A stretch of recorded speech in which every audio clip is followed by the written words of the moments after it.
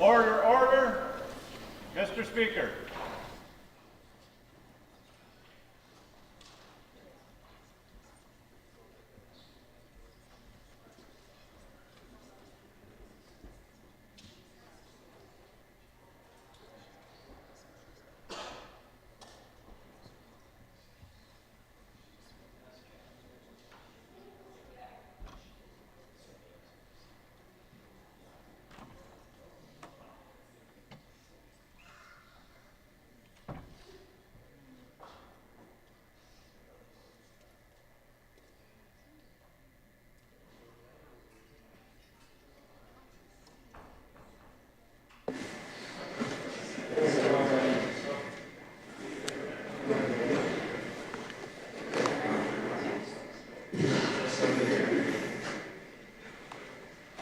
Present us, O Lord, in all our doings with thy most gracious favor, and further us with thy continued help, that in all our works begun, continued, and ended in thee, we may glorify thy holy name, and finally, by thy mercy, attain everlasting life. Amen. Routine proceedings, introduction of guests. I recognize the member from Saskatchewan Rivers. Thank you, Mr. Speaker. To you and through you, I would like to welcome Shauna Stanley Seymour, seated in the East Gallery. Shauna has spent her lifetime involved in the community she has called home. Recently, Shauna and husband Lloyd returned to her family's 1904 homestead north of Tisdale to take over the family farm. Shauna has collected 341 letters on behalf of Tisdale residents regarding health care challenges. Please join me in welcoming Shauna to her legislature. Thank you. Recognize a member from Saskatoon Willow Grove. Thank you very much, Mr. Speaker. I ask for leave for an extended introduction. Leave has been requested for an extended introduction. Is leave granted? Carried. Thank you very much, Mr. Speaker. It's with great pleasure that I introduce to the House today 9 members of the Kinsman Foundation of Saskatchewan. Here, here. Led by their corporate director, Curtis Kimpton. Curtis has been in the legislature before and is familiar to members on both sides of the House. Curtis hails from Saskatoon. Danica Dinko is the executive director, also from Saskatoon. Jordan Kammer is the incoming chair, and he hails from Rosetown. Raylyn Nicholson is the current chair, and she's from Assiniboia. Susan Colborn, board member from Estevan, Colbo. Lorraine Duxbury is the board treasurer, also from Assiniboia. Lori Kosh from Macklin. Tracy Prang from Swift Current, and Michelle Stepp from Lloydminster. They cover the entire province, Mr. Speaker, and I know all members are familiar with the great work that they do. They are planning for their 49th telemiracle here in the coming year. This year they raised $6.1 million, and I know members from both sides of the House were invited to participate, and we really appreciate that. Their cumulative total of 49 years, $165 million back to the people of Saskatchewan. Just in the last few months here, this year alone, $1.567 million for equipment, and I know has been discussed in the House here, $2.6 million for travel and accommodation of Saskatchewan residents who have to go out of province to seek the treatment that they need.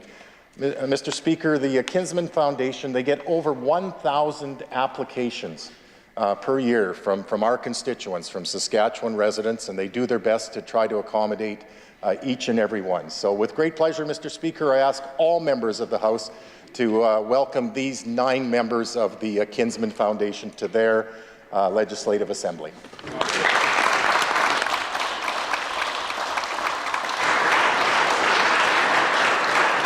Recognize a member from Regina Elphinstone Centre. Thank you, Mr. Speaker. I just want to join with the member opposite in welcoming these folks from the Kinsman Foundation, together with their leader, Curtis. As the member opposite mentioned, both sides participated in the Telemiracle just recently, and of course, members on this side, we love being part of that. And we just want to acknowledge the incredible work done by Telemiracle, and that work would not have been possible without the incredible contribution and the work of the members from the Kinsman Foundation here today. So on behalf of our leader and on behalf of the Saskatchewan NDP, I just want to welcome you to your Legislative Assembly and thank you for your incredible contribution to Saskatchewan. Hear, hear. Recognize the Minister of Justice and Attorney General. Mr. Speaker, leave for an extended introduction. Leave has been requested for an extended introduction. Is leave granted? Carried. Thank you, Mr. Speaker. Very pleased to introduce today Jalynn McLeod. If you could give a wave. I knew her as Jalynn Carey when we were in high school and participated in a 3-month German exchange program. She from Evan Hardy and I from Aidan Bowman. But since then, she has gone on to be many things, Mr. Speaker, a strategic advisor in business communications, including for Cameco and the U of S. She's advised corporate, public sector and nonprofit organizations across the province, and she now owns a consulting company, Capital G Communications. She also is a director for Help One, which is a charity which supports school-aged children in Saskatoon, Mr. Speaker. And she's our candidate for Saskatoon University as an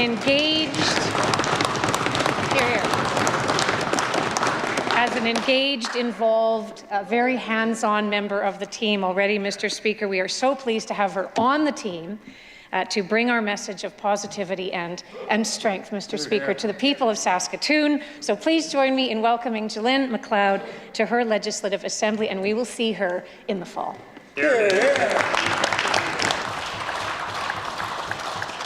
Recognize a member from Regina University. Thank you very much, Mr. Speaker. Request leave for extended introduction. Leave has been requested for an extended introduction. Is leave granted? Carried. Thank you very much, Mr. Speaker. To you and through you and to all members, I just want to take a couple minutes and I suppose reintroduce a couple people to this assembly. Seated in the East Gallery is Riley Schumacher, who's back from Australia, albeit quite briefly, after, I believe, 5 years away.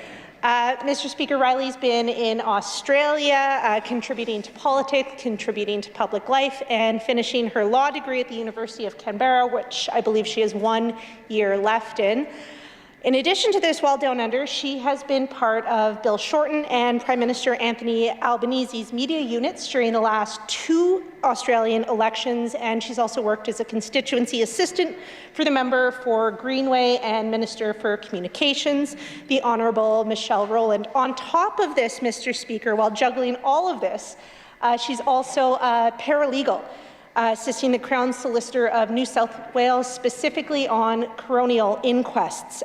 She's back in town for a hot minute, visiting for a wedding. I believe she flew in from Australia and is flying back out in less than a week. But we are so pleased to have her here, and I'd ask all members to join me in welcoming Riley to this, her Legislative Assembly. And while I'm on my feet, Mr. Speaker, I also want to just take a minute and welcome back to this assembly my CA, Jocelyn. She's seated in your gallery. She's a professional light of my life who keeps everything running in the office and in the community, Mr. Speaker. She's back in the city. She's been here I believe about 18 months after living away for over a decade. She left a thriving career in theatre in Toronto, and she moved back to be closer to family and to take up a degree at the University of Regina. She's a proud auntie to her 5 nieces and nephews, an urban planning enthusiast, a remarkable friend, developing gardener, and she just cares a whole heck of a lot about this province and the people who live in it, Mr. Speaker. She's kind, she's brilliant, she's compassionate, she's clear-headed, and she has an attention to detail that I wish I had, Mr. Speaker. Her steady and thoughtful competency shines through all the work that gets done in Regina University, and work that I wish I could take credit for, Mr. Speaker. So with that, I'll ask all members to also join me in welcoming this other remarkable young woman to this, her legislature. Hear, hear. Recognize a member from Athabasca. Thank you, Mr. Speaker. It is with great pleasure that I introduce my friend and his wife, Greg and Deborah Saib. And Greg, a proud member of Peter Ballantyne Cree Nation and resides in Deschambault Lake. I've known him for years. We used to be neighbors in Saskatoon when I went to university in 1996, and we reconnected recently, and we've been in discussion about Cumberland constituency.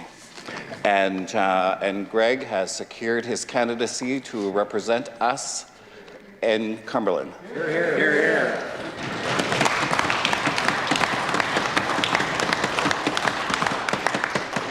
Mr. Speaker, Greg's years of owning a family business, a joint family business in outfitting. He is an educator, both him and his wife. He currently resides and is the education coordinator for the community of Deschambault and is well known in northern Saskatchewan. Since the introduction of Mr. Saib, it's been nothing but positive from the people that someday he's going to represent. And northern Saskatchewan is an exceptional part of this province, and what we contribute to not only Saskatchewan but to the world. You know, we need people that are dedicated, that are going to represent, that are going to show up, and Greg Saib is exactly going to offer that for Cumberland. So I'd like all members to help me welcome Greg and his wife to their Legislative Assembly. Recognize a member from Regina Coronation Park. Thank you, Mr. Speaker. To you, through you, in your gallery, we have about 25 grade 2 students from Regina Huda School with incredible teacher, Ms. Wundagal Kundal. Thank you very much for coming over here to your Legislative Assembly. It's a really pleasure for me, the first class that I'm getting from that school. I have a really good connection with school. My 3 daughters are graduated from high school from that school, and 2 of them are still in this school, grade 3 and grade 5. So I've been working with that school since 2008 with their driver education program located in my constituency, and I appreciate all the board that they're doing a great work and great job to making our future faces that we will be proud, and we are proud of them as well. So thank you very much for bringing your class, Ms. Kundal, to their Legislative Assembly. And right after question period, we'll be facing your hard and smart question. I will say most of them, they talk to their parent and they bring some mathematical question, which is very hard. I will try to do that. And with that, I will request all members in Legislative Assembly to give them a warm welcome to these future faces to their Legislative Assembly.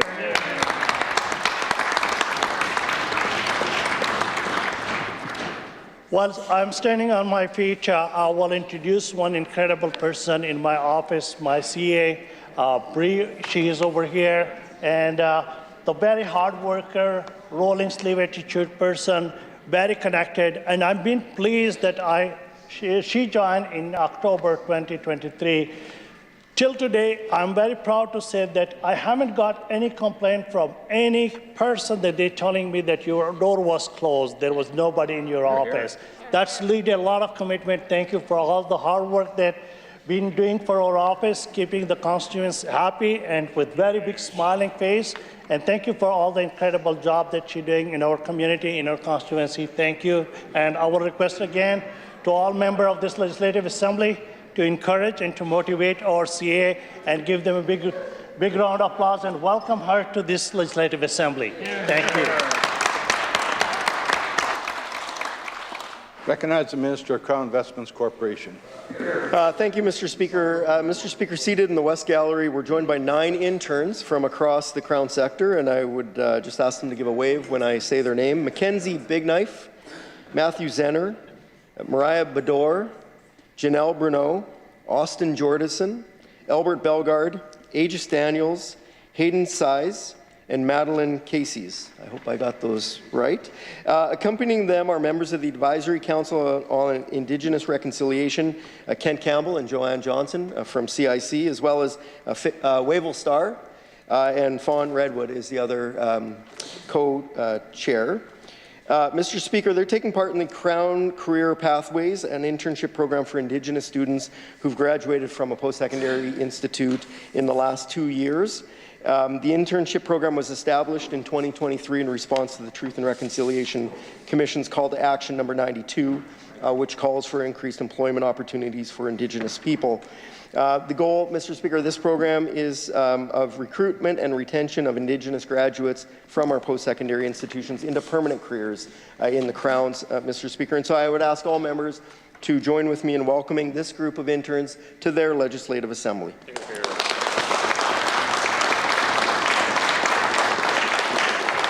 Mr. Speaker, and while I'm on my feet, I'm extremely privileged and honored today to introduce 2 constituents, but more importantly, close friends. And that would be Blair and Marcy Swedberg, who are seated in the West Gallery. Mr. Speaker, I think members, certainly my colleagues, will know that Marcy has been the constituency assistant for Weyburn Big Muddy for nearly 25 years. I believe in October it'll be 25 years since Marcy first started working on behalf of the people of our constituency, Mr. Speaker, and she has been my constituency assistant for the last 18 years. Mr. Speaker, she and Blair are wonderful people. They are, I'm excited for them as they're looking forward to having more time after we close down the office to spend time with their grandkids and hopefully, Marcy, do some traveling. That would be okay if you did that. Mr. Speaker, I'm going to have more to say about Marcy tomorrow, but I did want to put on the record how blessed I have been to have these 2 in my life, Mr. Speaker, and I couldn't have asked for a better boss to work for than Marcy Swedberg. And so with that, Mr. Speaker, I'd ask all members to join with me in welcoming Blair and Marcy to their Legislative Assembly. Recognize the member from Regina Rosemont. Thank you, Mr. Speaker. It's a real honor to join with the Minister opposite to welcome these interns in the Crown sector here today to their Assembly and to thank them for their service and their leadership and the service and leadership that I suspect that they'll be fulfilling and providing for many, many years in this province, in this very important sector in this province. Our Crown corporations are important to all of Saskatchewan. They represent incredible value, and your work as interns and your work leaning into the Crown sector is important to the future of our Crowns and the people of Saskatchewan. I also want to recognize, obviously, Deputy Minister Kent Campbell there, and the advisory committee that's been doing really good work on this front. I want to give a shout out to Wavell Starr, who's led in this province in the civil service, through public service in the Crown sector for so very long. And Wavell's an incredible community leader as well. He's an Indigenous leader. He's an incredible drummer, Mr. Speaker. And outside of that, I don't know if you've heard of the First Nation sensation, Mr. Speaker, but he's one exceptional wrestler over the years that knows how to entertain, Mr. Speaker. So I ask all members to join with me in welcoming these interns and the leadership that's here today.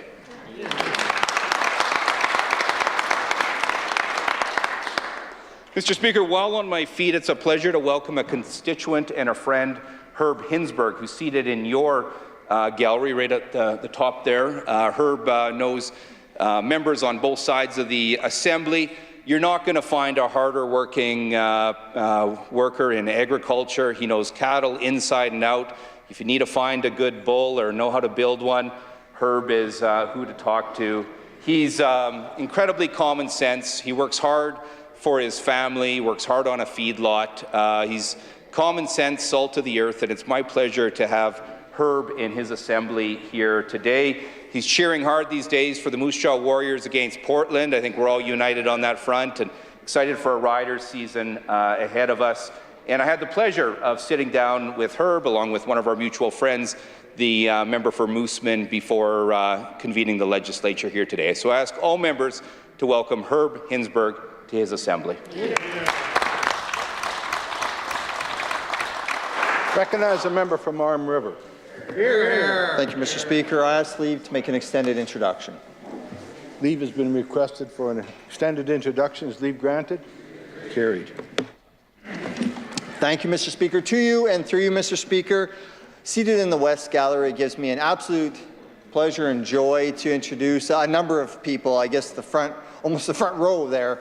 And so I'll just kind of work down the line here, just give a wave when you're acknowledged, but these are some very special people to me and a pleasure to introduce. I'll begin with Perry Like. Perry Like is a constituent from Davidson. He is just a great guy. He is an incredible horseback rider. He's a good friend. But you know, really, Mr. Speaker, his claim to fame, his true claim to fame, is that he is the husband of what I like to argue is the greatest constituency assistant on the planet, Levon Like, seated right beside him. And so it's an absolute pleasure. Actually, before proceedings, I said to Levon, I'm probably not going to say too much in an introduction. She said, yeah, right, you're long-winded. and I really was going to do that until the minister went on and gave such a great tribute to his CA, which guilted me into, sorry, that's a bad thing to say,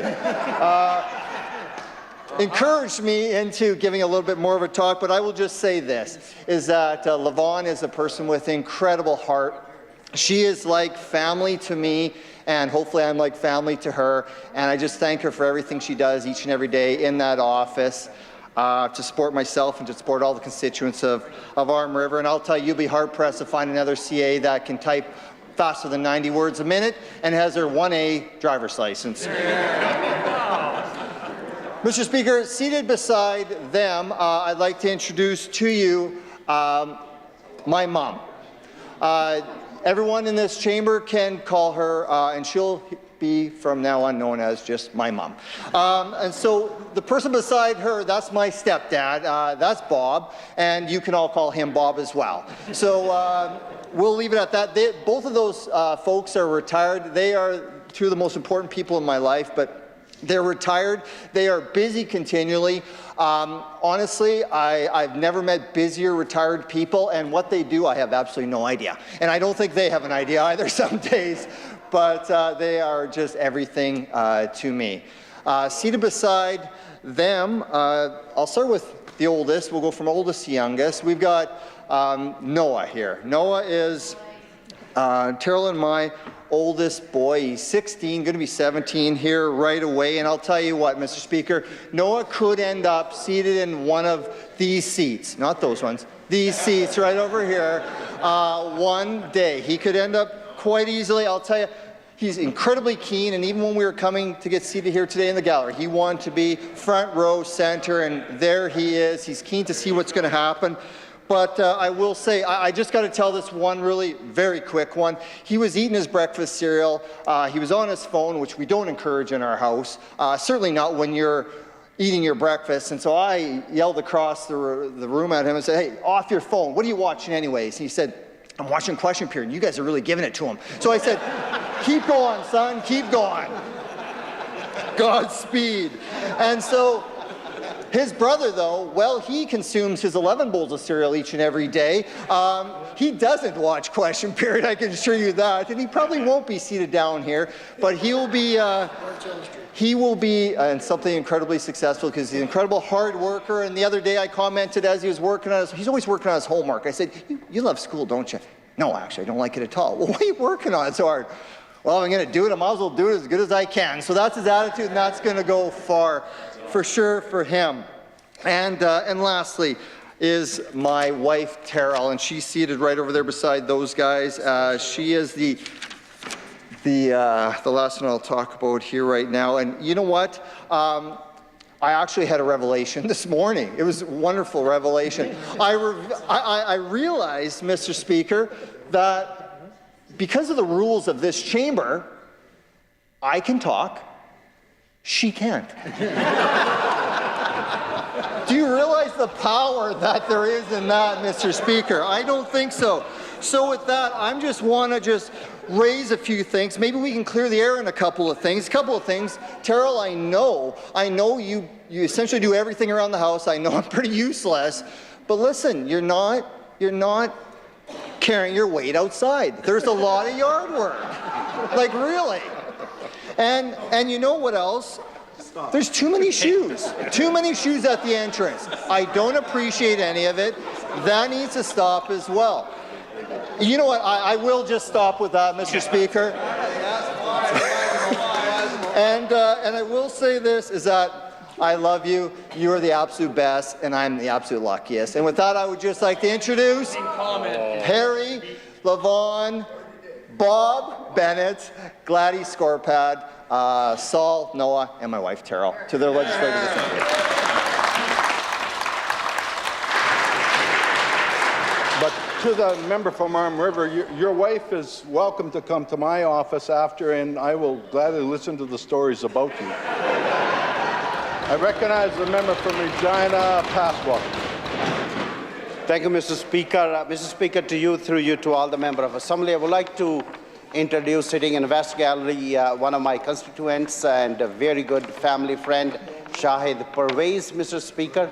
He is a good father, good grandpa, and retired, spending his retired life and putting a lot of volunteer hours in the community, Mr. Speaker. I ask all the members to welcome my constituent, Shahid Pervez, in his legislative assembly. While I am on my feet, Mr. Speaker, I would like to introduce Dr. Sohail Tufail. He is one of my friends. He is visiting from Pakistan to Saskatchewan. His daughter, Amna Sohail, she is also a doctor and doing her residency here in Regina, Mr. Speaker. Mr. Speaker, Dr. Sohail is one of the pioneers of heart and stroke in Pakistan, Mr. Speaker, and especially in Pakistan rural areas. He is also coordinator of American Heart Association International Training Center in Pakistan, putting a lot of volunteer hours in his profession, Mr. Speaker. I would like to ask all the members to join me welcoming Dr. Tufail in Saskatchewan Legislative Assembly. Thank you, Mr. Speaker. Recognize the member from Estevan. Thank you, Mr. Speaker. Mr. Speaker, to you and through you, it is truly my pleasure to introduce, seated in your gallery in the front row with the Telemiracle Group, Susan Cobo. Susan is someone who we could describe in Estevan as a volunteer extraordinaire. She is involved in so many different things, whether it be the breakfast program, the youth center. She was actually instrumental in helping that get organized in Estevan. Diversified Services Board, just to name a few. But of course, she is a proud member of the Canettes, and she actually had the opportunity to chair the 42nd Telemiracle here in, was it in Regina? Here in Regina. She designed the logo in memory, or not in memory of a mom, but in honor of her mother. So it really is a feather in her cap that she was able to do that, and I'm just so proud of Susan. But most importantly, she is one of my 2 constituency assistants that I have in my office. So even though she's part-time, She has a full-time job looking after me, and I want to thank Susan for truly all of her support over the past 8 years that I've been here. Hopefully we have a few good years left in us together, but she truly has become a very good friend, and I just want everybody in this at the Assembly today to join me in welcoming Susan Cobo to her Legislative Assembly.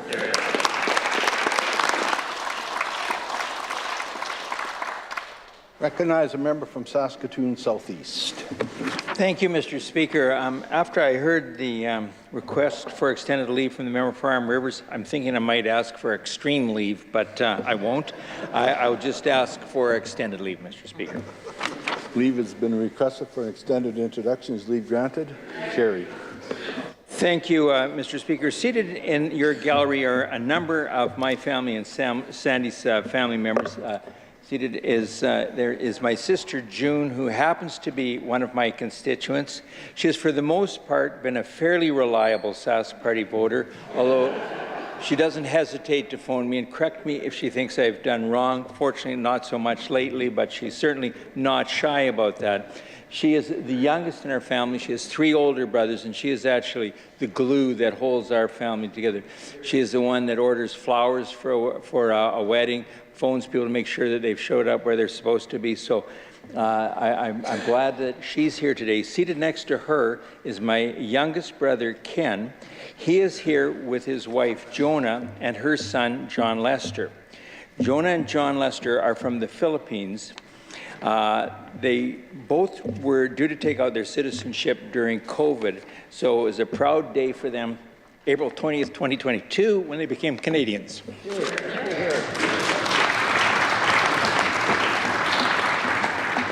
Now, Ken and Jonah often go away during the winter and leave John Lester at home alone. So John Lester thinks nothing of phoning me saying, "My car doesn't start." Me to John Lester, "Was it plugged in?" "I don't know what that is." "Well, does it have a block heater?" "I don't know what that is." So I would give John Lester a ride to work. And it seemed to go on for a few days. And then I said, "Well, you should be done." "No, I have jury duty as well." So actually, they're glad to come here today, and I'm exceptionally pleased that they are. However, they've told us that there's a great Philippine tradition of going to Jollibee for supper. So tonight is a Jollibee night, and I'm actually glad to join them at Jollibee for supper. You want to join us? No. Anyway, we're also joined by Sandy's sister, Wendy Brigham, and her daughter, our niece, Rebecca Brigham, and they've got Rebecca's daughter, Brooke, with them. They live in Rosetown. Rebecca works at Johnson Insurance. Wendy is a recovering nurse. She wants to be retired but has not yet been able to. Anyway, they have come down here, not so much for being here today, but they heard about the Jollibee supper. Finally, Mr. Speaker, I'd like to reintroduce Sandy. My seamen, I have not done well in spousal introductions this session, so this is my last chance to make amends.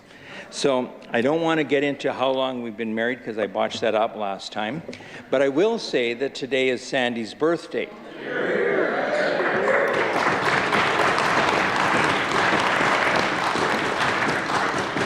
I told her I wouldn't say how old she was, but 11 years ago when she turned 50,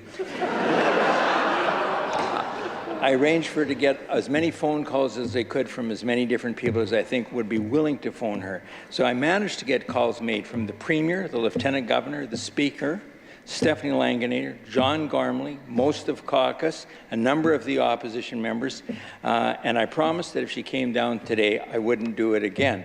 So, Mr. Speaker, I would ask that all members join me in welcoming them to their assembly.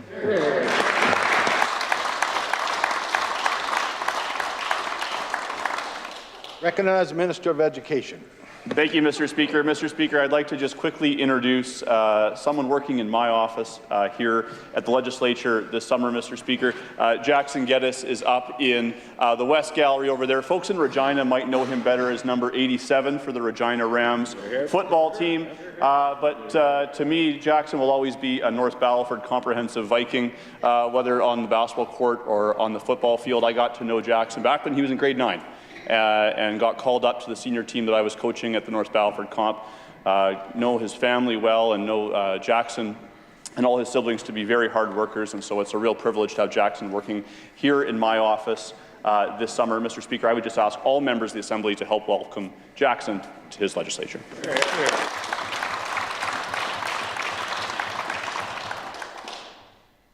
Presenting petitions. Recognize the member from Saskatchewan Rivers. Thank you, Mr. Speaker. Mr. Speaker, as I rise today, we, the undersigned residents of the province of Saskatchewan, wish to bring your attention to the following.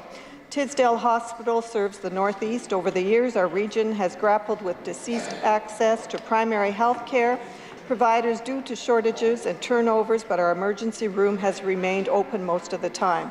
Last year, the Minister of Health verbally committed to expanding our physician and nurse practitioner positions.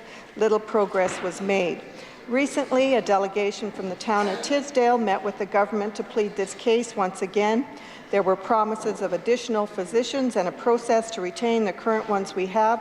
However, we still see Tisdale losing 3 physicians in the next few months. Tisdale relies heavily on the provision 24-hour emergency capacity, and the delay in addressing this issue is causing significant distress amongst residents. We, in the prayer that reads as follows, respectively, request that the Legislative Assembly of Saskatchewan identify the roadblocks between the Ministry of Health, Saskatchewan Health Authority, physicians and communities to ensure that as much effort is put into retaining physicians as is put into recruiting. It is our sincere prayer that you prioritize the allocation of resources necessary to address this critical issue. This is signed by individuals in Tisdale and Sylvania. I do so present. Recognize a member from Saskatoon University. Thank you, Mr. Speaker. I am pleased to rise today to present our petition calling on the government to reverse the ban on third-party sex ed providers in our public schools. The undersigned residents would like to bring to our attention the following, that banning third-party providers of sexual health education will mean fewer kids getting access to evidence-based sex education, which we need, given that Saskatchewan has the highest rates of teen pregnancy, STIs, and HIV transmission in the country, also the highest rates of sexual assault and domestic violence in the country, Mr. Speaker. As well, that banning third-party educational providers from schools is seriously harmful to children's well-being. All children do have the right to comprehensive, age-appropriate sexual health education. Many teachers, Mr. Speaker, have expressed great concern because they are not adequately trained to administer sex health education. And third-party providers have always strived to provide the best education with oversight from school boards. I'll read the prayer. We, in the prayer that reads as follows, respectfully request that the Legislative Assembly of Saskatchewan call on the Government of Saskatchewan to immediately reverse its policy decision to ban third-party sexual health educators in Saskatchewan schools and listen to experts and stakeholders in developing comprehensive sex education curriculum for all publicly funded schools. The petition today has been signed by residents of Yorkton and Regina. I do so present.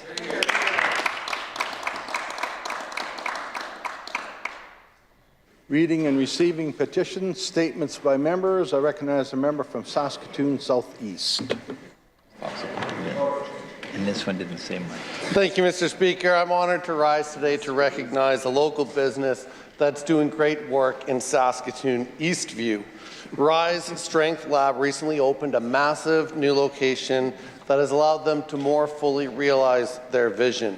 Owned by Brandon Wicks and Jarek Rode, the team is made up of 70% female trainers, which is unique in the field, and I'm proud to say that my own daughter does most of her training at Rise. Here. Now, not only is Rise a gym, their members say it's also like a family, and this unique family is dedicated to giving back to their community every month. During the month of February, their by donation Rise and Grind early morning class raised $2,500 to fund an entire year of yoga for patients at the mental health short stay ward at RUH. In April, 100% of the funds raised went towards ensuring students and teachers facing financial hardships can still take part in a full day of fun and learning at the Children's Festival in Saskatoon.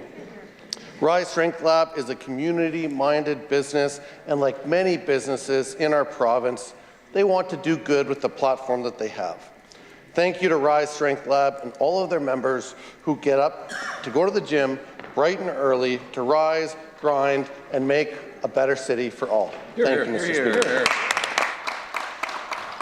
Recognize a member from Moosomin. Thank you, Mr. Speaker. I rise today to share the commendable news of Moosomin's outstanding generosity in fundraising, marking it once again as the top community fundraiser in Saskatchewan for the Tim Hortons Smile Cookie Campaign. This remarkable achievement of raising $45,000 in Moosomin not only positions it as Saskatchewan's highest fundraiser, but also ranks it 6th in Canada. Despite its modest population of just over 3,000, Moosomin continues to surpass expectations year after year, showcasing a deep ingrained culture of generosity among its residents. Recent contributions from local businesses and individuals further highlight the community's philanthropic spirit. 146 local businesses participating in the World Spectators Support Local Business Initiative collectively donated over $2.1 million to local organizations. Donations totaling $1.75 million have been pledged towards the Moosomin Airport expansion project in only a few weeks, including significant contributions from IJAC and Darcy Rambold. Additional contributions to healthcare and various causes in recent weeks have amounted to $265,000. The late Alex Bruce generously bequeathed $170,000 to 3 local facilities. Furthermore, donations totaling $107,000 have been allocated towards the Terry Lind outdoor basketball court. And $100,000 was recently raised at the Alzheimer's Awareness Walk. In total, Mr. Speaker, these contributions amount to an impressive $4,519,574, averaging over $1,500 per capita. Wow. Mr. Speaker, I extend my sincere gratitude to the residents of Moosomin and area for their exemplary spirit of community and generosity, solidifying Moosomin's standing as a fundraising leader in Saskatchewan. Thank you. Excellent. Recognize a member from Regina Douglas Park. Thank you, Mr. Speaker. Mr. Speaker, I'm honored to rise today to recognize Nicole White and the Moontime Sisters organization. Their tireless efforts and unwavering dedication to supporting people who menstruate in our communities have not gone unnoticed. Nicole White launched the Moontime Sisters program in Saskatchewan in early 2017. They are now partners with over 25 northern Indigenous communities in Saskatchewan, Alberta, Manitoba, and the Northwest Territories to supply people who menstruate with free period products to alleviate lack of access and affordability. Moontime Sisters also works with high schools, healthcare centres, women's shelters, and community programs to ensure these products are accessible to the community. Over 500,000 items have now been sent to remote northern communities. Mr. Speaker, Moontime Sisters advocates and works towards period equity within Canada while striving to lift Indigenous voices and stories. Access to menstrual products is a human right, ensuring dignity, health, and equality. It enables safe, comfortable period management free from discrimination or stigma, something that still exists to this day. They have also created safe spaces for open dialogue, fostering a sense of belonging and understanding. Mr. Speaker, I ask all members to join me in thanking Nicole White and the Moontime Sisters organization for all the work they do, both in Saskatchewan and in Canada. Thank you. Recognize a member from Regina Pasqua. Thank you, Mr. Speaker. Last Friday, the Queen City Wellness Pharmacy, the Minister of Social Services announced the expansion of the Income Assistance Mobile Outreach Services Initiative. Mr. Speaker, this initiative places income assistant workers within CBOs like the Queen City Wellness Pharmacy to support clients with complex challenges where they are. Since the initiative launched last year, mobile income assistant workers are on site at 26 community-based organizations locations across the province.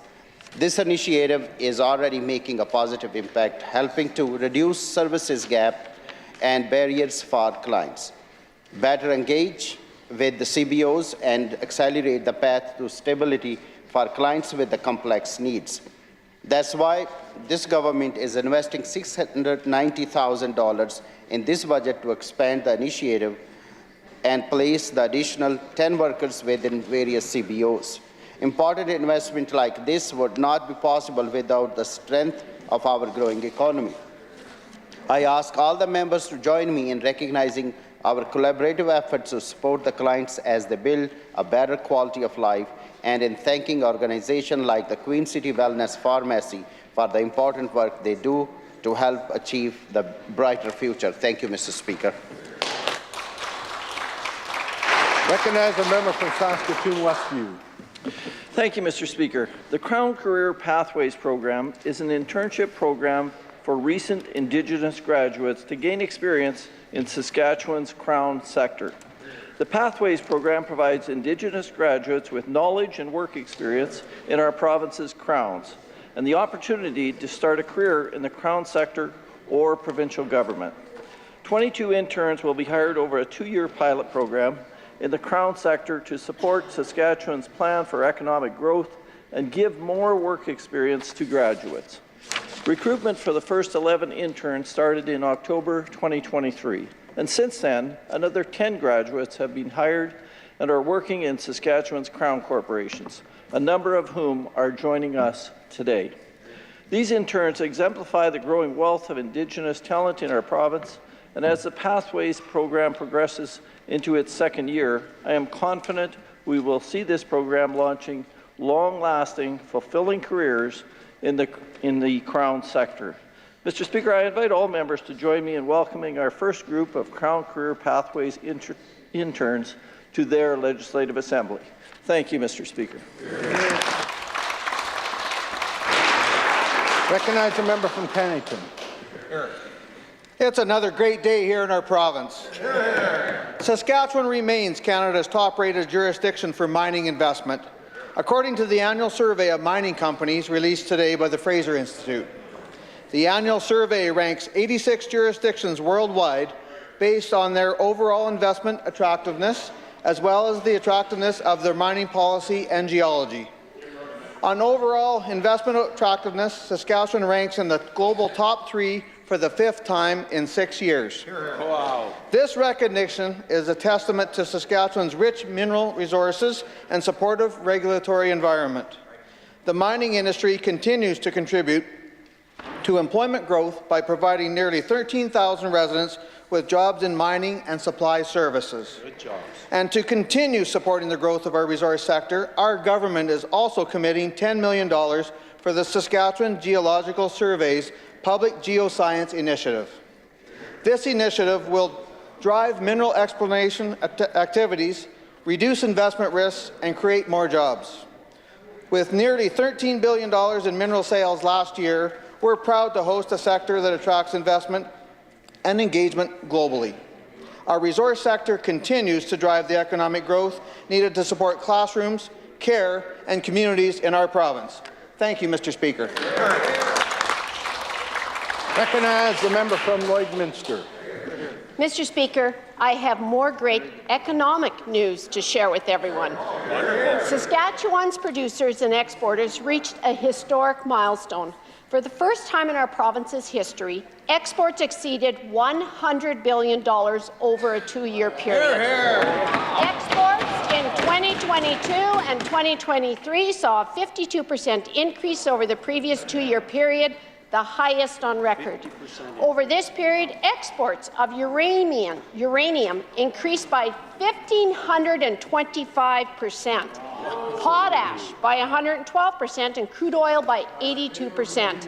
This unprecedented growth doesn't happen accidentally. It's made possible through showcasing Saskatchewan's sustainable and high-quality products on the world stage and building strong relationships with our international partners. As a province that exports 70% of what we produce, this work has never been more important. Never. But it's unfortunate that the NDP still can't see the positive benefits of international engagement. They want to close our trade offices and turn away investment. Their abysmal economic record speaks for itself. Our government will continue supporting Saskatchewan companies, working together to build a strong and growing economy. This is what allows us to make record investments. Our classrooms, healthcare. Question carried. Recognize the member from Saskatoon Fairview. Mr. Things aren't going very well for this tired and out-of-touch government. Last week, 90% of teachers said no to the Premier and his failing Minister of Education. Then on Friday, we learned that the Premier continues to have the worst job creation record in Canada. And yesterday, the member from Kelvington-Wadena announced he's joining more than a dozen from the Sask Party who are not running again this fall. No wonder the government House Leader benched the Premier yesterday. People are ready for change. But as much as the Sask Party is struggling these days, Saskatchewan people are struggling more. Why won't the Premier cut the gas tax and give Saskatchewan families a break? Recognize the Minister of Finance.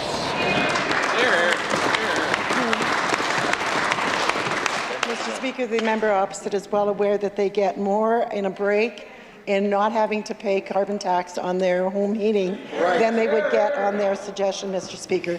But it's $500 million is what we collect in the excise fuel tax in Saskatchewan, and we've yet to hear the members opposite say where they would get the money.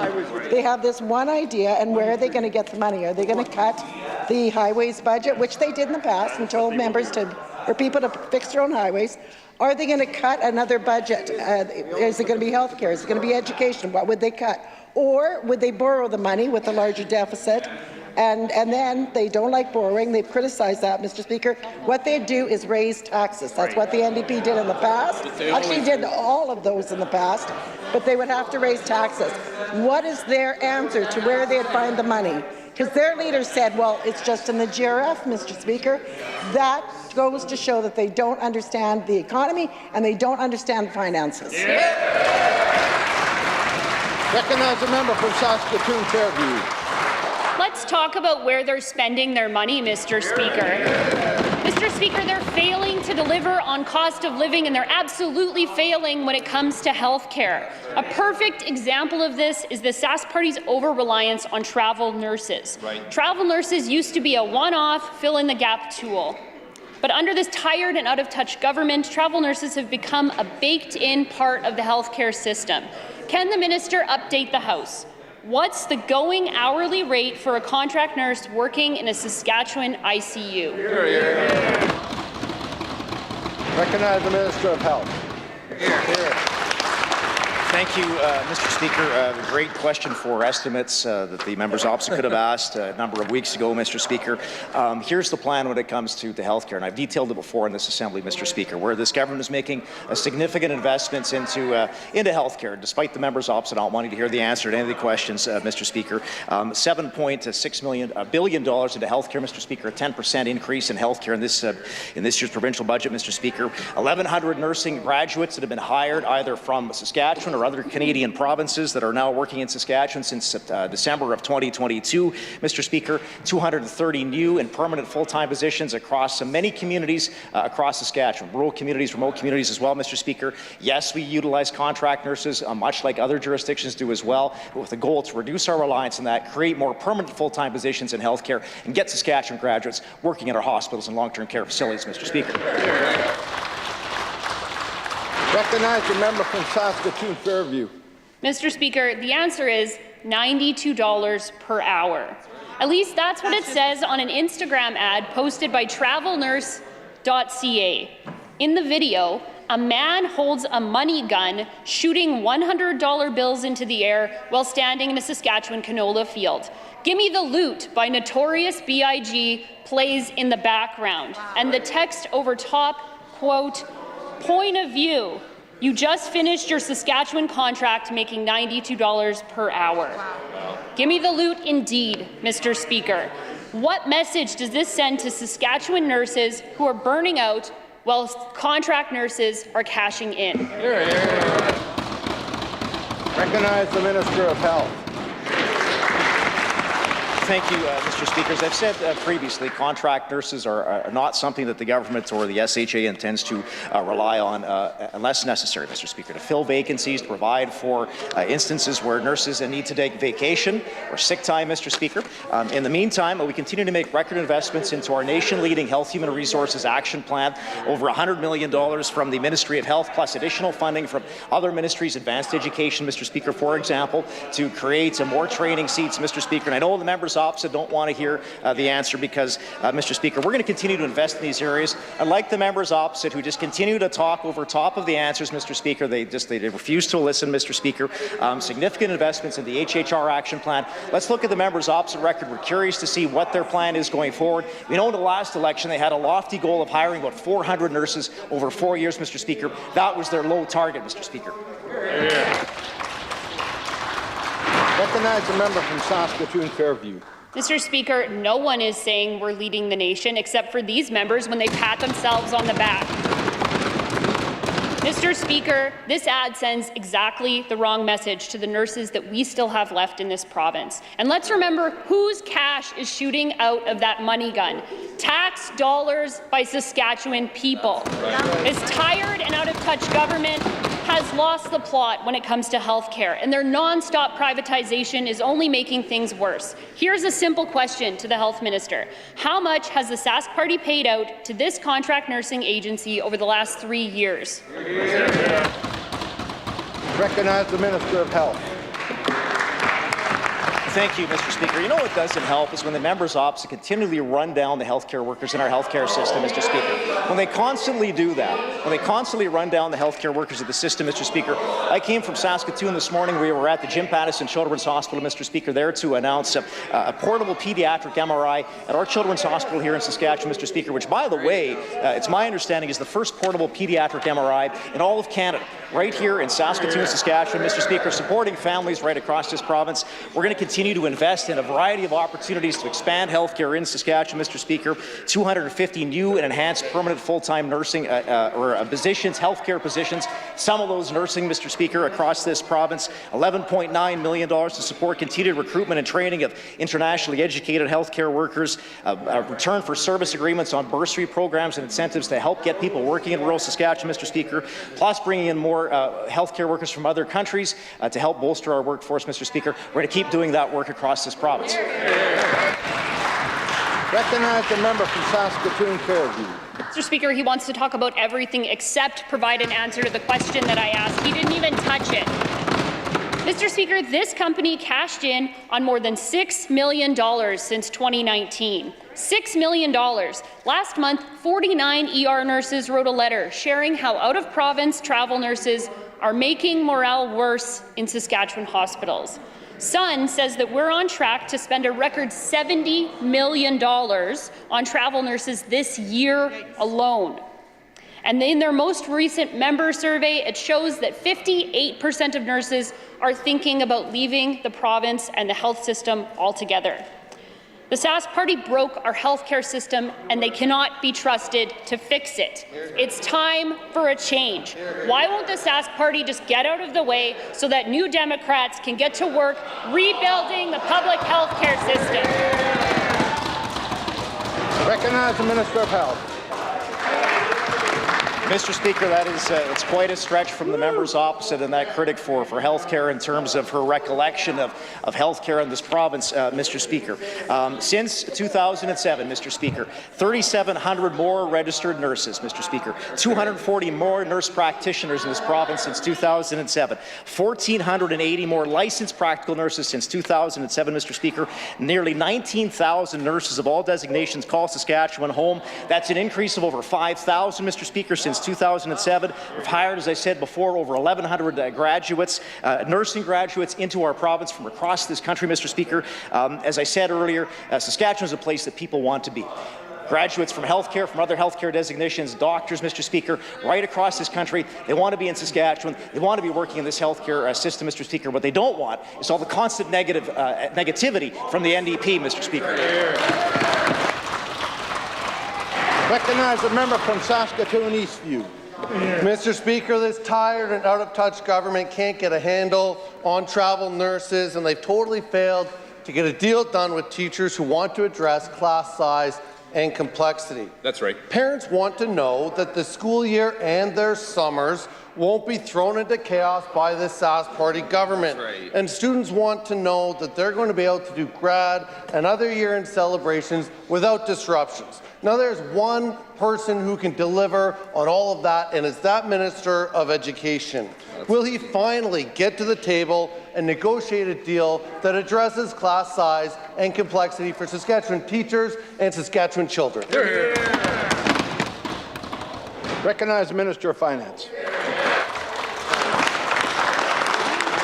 It's very encouraging, Mr. Speaker, that the STF and the Government Trustee Bargaining Committees are talking. And I believe that if they haven't already set dates to commence negotiations, they will be setting them today or tomorrow. So, Mr. Speaker, we have a number of tables, of course, within the purview of government for collective bargaining, and we believe collective bargaining is the answer when talking with our workers. And we have about 15 ratified tables now, Mr. Speaker, that have quietly ratified with the deal that the government has offered, and 2 that have tentative. That's almost half of the bargaining tables. And I would love to put them into the record if I had the time, and that's Sask Gaming, PSAC, Sask Gaming, RDSW, Sask Gaming, RDWSU, Sask Gaming, IATSE, the Sask Medical Association, Sask Energy Unifor, Sask Power Unifor, Sask Water Unifor, Sask Power IBW, WSA, Unifor, Legal Aid, QP, Connexus Arts Centre, IATSE, Connect. Recognize the member from Saskatoon Eastview. Mr. Speaker, I understand why the minister wouldn't want to touch a question when last week 90% of Saskatchewan teachers voted to reject his final offer. Now they're more unified than ever, and teachers are unified in calling for better in our classrooms, better for Saskatchewan children. There is no way out of this for that minister that doesn't include real commitment to class size and complexity in the collective agreement. Now that's good for everyone in education. That's good for students, that's good for teachers, and that's good for parents and families. Why won't the education minister finally listen for once, change his tone, and negotiate a deal on class size and complexity? Hear, hear. Recognize the Minister of Education. Thank you, Mr. Speaker. Mr. Speaker, I've been clear right from the start that where we're going to get a deal done is at the bargaining table. In the previous answer, Mr. Speaker, our Deputy Premier and Minister of Finance outlined a number of tables where government has already been able to find a bargained agreement with public sector unions around the province. Mr. Speaker, when it comes to education, Mr. Speaker, and I've talked about this before, I'll say it again, Mr. Speaker, we have a 9% lift to the school operating funding for next school year, Mr. Speaker. And when it comes to classroom supports, we've signed a multi-year funding agreement with the Saskatchewan School Boards Association and our 27 local school boards, Mr. Speaker. This is a government that has invested significantly into education and will continue to do so. Recognize the member from Saskatoon Eastview. Mr. Speaker, every time this minister opens his mouth to talk about public education, he demonstrates how unfit he is for his role. He should have been fired long ago. And the Premier should make up lost time and do that today. This minister has single-handedly sown chaos across our education system, and especially in our classrooms. If he won't bargain for a fair deal, why won't he get out of the way, send this to arbitration so we can get a deal once and for all for Saskatchewan teachers and families? Hear, hear. Recognize the Minister of Education. Thank you, Mr. Speaker. Mr. Speaker, as I said, I have been clear right from the beginning that where we're going to get a deal is at the bargaining table, Mr. Speaker. Mr. Speaker, I shared with the House yesterday when the Leader of the Opposition was asking several questions yesterday, Mr. Speaker, that we have both bargaining committees talking this week, having an ongoing discussion, working to get a deal for students and teachers and families in this province, Mr. Speaker. This is a government that's committed to doing that. That work is happening this week, and we look forward to moving back towards bargaining with the Saskatchewan Teachers Federation. Recognize a member from Saskatoon-Meewasin. Thank you very much, Mr. Speaker. This government is failing to address the needs of our kids, and they are failing to protect their rights too. Through Bill 137 and use of the notwithstanding clause, this tired and out-of-touch government has chosen to roll back the human rights of queer and trans youth in our province. They have chosen to make the lives of vulnerable youth more dangerous. And the actions of this government have not gone unnoticed. Queen City Pride has decided to ban all Sask Party members from Pride events next month. What does the Minister of Education have to say about the move by Queen City Pride to ban him and his colleagues from Pride? Hear, hear. Recognize the Minister of Parks, Culture and Sport. Mr. Speaker. Mr. Speaker, the Government of Saskatchewan routinely proclaims days, weeks, months, such as Pride Month. Recognizing community events like this are important, and as we look to ensure inclusivity in society. With respect to the Queen City Pride organizers, we respect their decision. We're disappointed in their decision, but we respect their decision. In the past, Mr. Speaker, we have participated in pride parades. We've had flag raisings here at the Legislative Building. But again, Mr. Speaker, as I say, we're very disappointed in the decision that the committees have made. Hear, hear. Good job. Recognize a member from Saskatoon-Mewassin. Mr. Speaker, they're disappointed. I think an entire community in Saskatchewan is disappointed by their actions. Queen City Pride sent a bold message yesterday. Queen City Pride usually hosts 4,000 people every year, with hundreds of businesses and organizations registering floats in the Pride Parade. In recent years, yes, the Sask Party has even joined that parade. But in Queen City Pride's statement yesterday, they made it clear that they will no longer be a prop for this Sask Party government. I'll read the quote. "We will not allow them to masquerade as allies and supporters, then put our community in danger for the other 11 months of the year." What is the Minister of Education's response to that statement? Recognize the Minister of Education. Thank you, Mr. Speaker. Mr. Speaker, when it comes to Bill 137, Mr. Speaker, I think the member opposite needs to actually go and read the contents of that bill. Right. Mr. Speaker, that policy, which we brought forward in legislation in Bill 137, Mr. Speaker, does not take away the rights of any individual, Mr. Speaker. In fact, Mr. Speaker, it protects the rights of parents to be involved in important conversations about their children. Something, Mr. Speaker, I would say the parents of this province believe quite strongly in. But, Mr. Speaker, not the NDP. The NDP have sit in this House, they've sit on doorsteps in this city, Mr. Speaker, that they would take away the rights of parents to be involved in important conversations, Mr. Speaker, not this government. Recognize the member from Saskatoon-Mewassin. Thank you very much, Mr. Speaker. You know, it isn't even just Queen City Pride that's taking action on this file. This blanket ban of Sask Party members has spread to Prince Albert as well. From PA Pride Chair Chelsea Blow, I quote, "Having MLAs attend our events who are actively trying to roll back our rights is not something that we are willing to do." Mr. Speaker, Saskatchewan people deserve a government that respects human rights, that affirms the lives of queer and trans people instead of one that betrays them to keep far-right voters in their tent. These organizers recognize that. Why won't this minister? Will the minister finally recognize that his actions have consequences and repeal Bill 137 today? Recognize the Minister of Education. Thank you, Mr. Speaker. Mr. Speaker, let me say it right here on the floor of this legislature for that member opposite, that leader of the opposition, Mr. Speaker, in this province. We will not be repealing Bill 137. Mr. Speaker, if NDP members want to rise in this House, if they want to go to doorsteps around the province, Mr. Speaker, and say that it's a far-right idea for a parent to be involved in their child's life, Mr. Speaker, fill your boots, Mr. Speaker. Fill their boots, Mr. Speaker. Mr. Speaker, I can tell you right here, Mr. Speaker, that it is important for parents to be involved in their children's lives. That is the purpose of Bill 137, Mr. Speaker, and that's why our government stands behind it. Recognize a member from Regina Elphinstone Centre.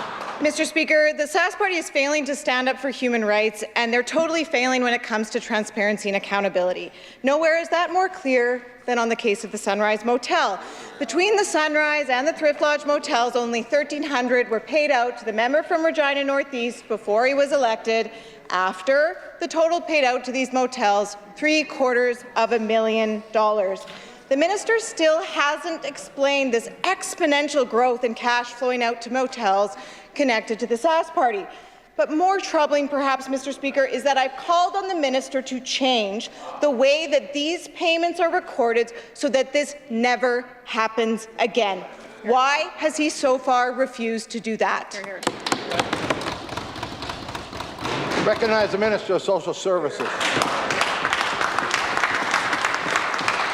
Mr. Mr. Speaker, in terms of our valued public officials, and including on the finance side, the comptroller, the auditor, I don't direct them or control them in how they report the finances of the province of Saskatchewan, Mr. Speaker, nor do I control the procurement of hotels or any other things within the ministry, Mr. Speaker. Right. So we've talked about this many times, Mr. Speaker, in this House and in committee. Mr. Speaker, there is a new process that is being implemented by social services in terms of the procurement side, but in terms of direction, Mr. Speaker, on Monday, April 15, 2024, our nonpartisan Deputy Minister of Social Services, Kimberly Kratzuk, said, I'm quoting here, I think it's really important to note that that at no point in any of our use of hotels has the Minister of Social Services ever directed placement of an individual in a hotel.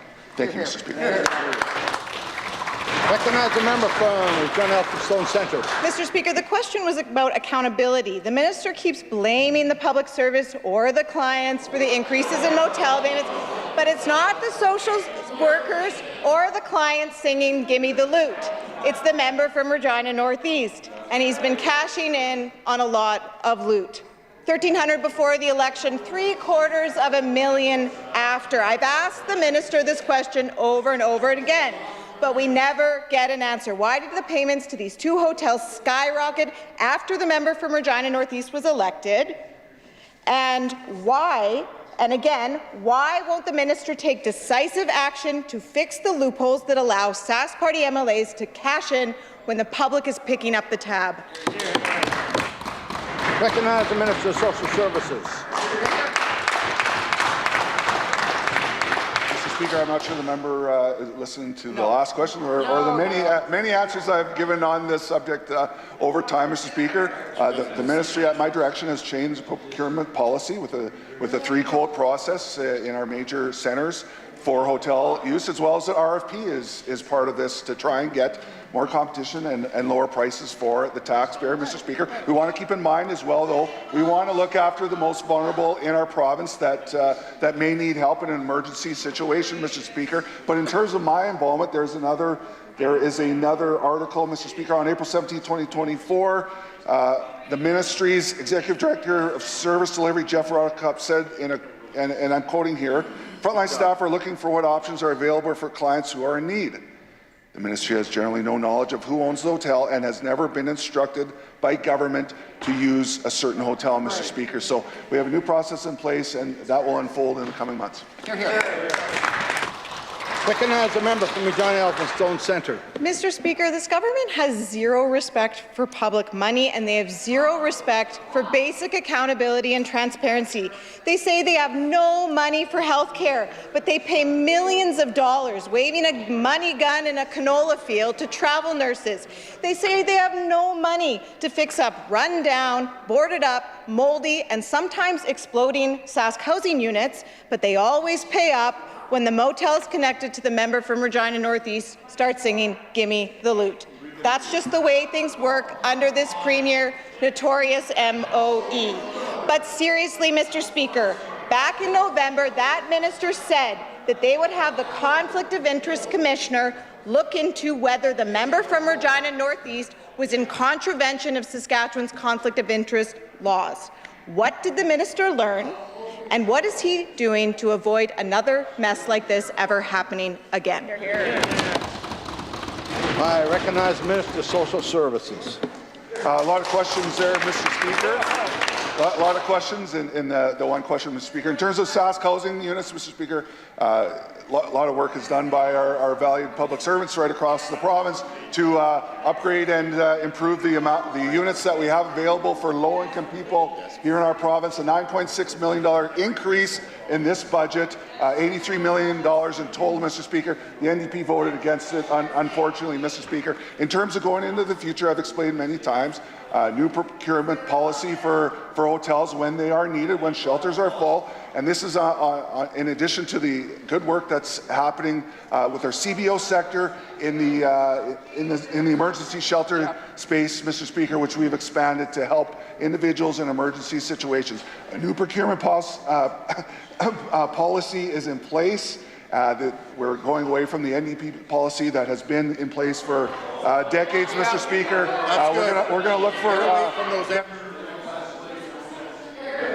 Recognize the member from Regina Walsh Acres. Thank you, Mr. Speaker. Every single day in this Assembly, we raise the alarming number of overdose deaths in our communities. And every single day, the minister boasts about the increased number of treatment beds available. Now, Mr. Speaker, treatment is important, but those beds don't help if people like Peter Godfrey are turned away when they are ready to access them. And the minister should know that there is a short window of opportunity for those ready to seek help. He should also know that the shame people face when they are turned away can keep them from asking for help again.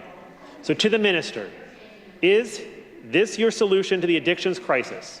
Denying people access to treatment when they are ready to attend? Recognize the Minister of Mental Health and Addictions. Here. Thank you, Mr. Speaker. Mr. Speaker, as I've said many times, there are 3 pillars to the government's action plan on mental health and addictions. The first pillar is the expanded capacity, Mr. Speaker. But the second pillar is to make access more available to people who are seeking treatment, Mr. Speaker. That means making it easier for people to access spaces. That means improving the system to make it simpler for those who want to receive that treatment to access those spaces, Mr. Speaker. Now, as we dealt with the situation, or talked about the situation yesterday, I met with Bonnie and discussed the situation with Peter. And Mr. Speaker, that situation occurred before the transition that we're talking about happened. Now, Mr. Speaker, the third pillar of that plan is also to provide a recovery-oriented system of care which focuses on the holistic treatment of individuals to ensure that they're getting the specific need, the specific resources that they need to address their individual circumstances. That is the plan that this government has implemented, Mr. Speaker, and will stand.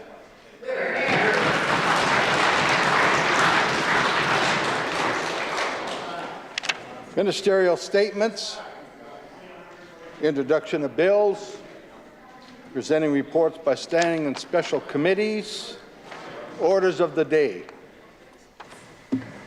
I recognize the Premier. Mr. Speaker, I'd ask for leave to move a motion regarding retiring members, and further that leave be granted to waive Rule 51C, which would allow for referring to members by their name. Leave has been requested. Is leave granted? Carried. Thank you, Mr. Speaker. I would move that this Assembly gives thanks to retiring members of the Legislative Assembly of Saskatchewan for their service and the dedication to the people of their constituencies and the province. I so move.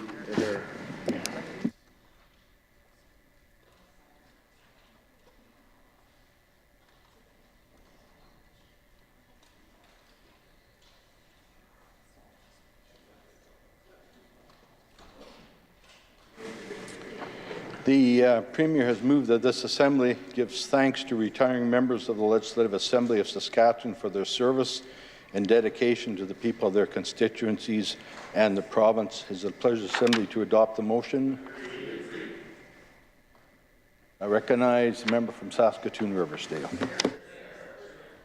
Well, thank you, Mr. Speaker, and I'm going to try and stay on track here today, but I have a lot of thank yous to do. I have a few comments I want to get on the record.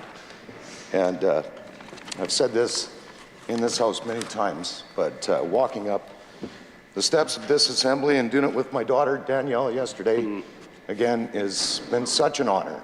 And my colleagues, this is one of the hardest decisions I have ever made. And I've got some health challenges. I got to have a surgery coming up, and I got to prepare for that. And my big thing is I've always felt that whatever you do it 110%. And I've tried to do that with my constituents. And I feel like unless I'm able to perform the duty that way, Mr. Speaker, I don't think it's the right time. Yeah, no, that's honorable.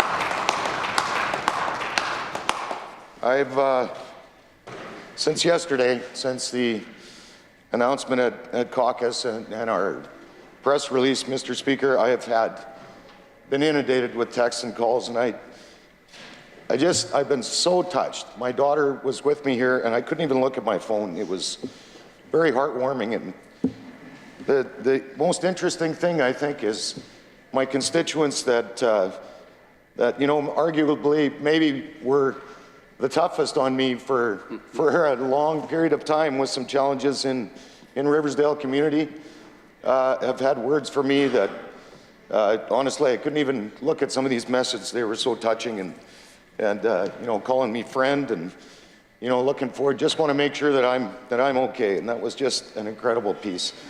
Another thing, Mr. Speaker, when the press release went out, is I wanted to thank the building staff here. One of the things that I guess I could say his name, Don Morgan and I like to do, and Greg Ottenbright and I have done a few times, is maybe I don't know, cause a little bit of, maybe lighten up the day for some people. We'll just put it that way in some offices. So, and shenanigans, sure. And honestly, the office staff, that was one of the toughest things for me, because in this building, we talk about the colleagues that we work with becoming like family. And honestly, yeah.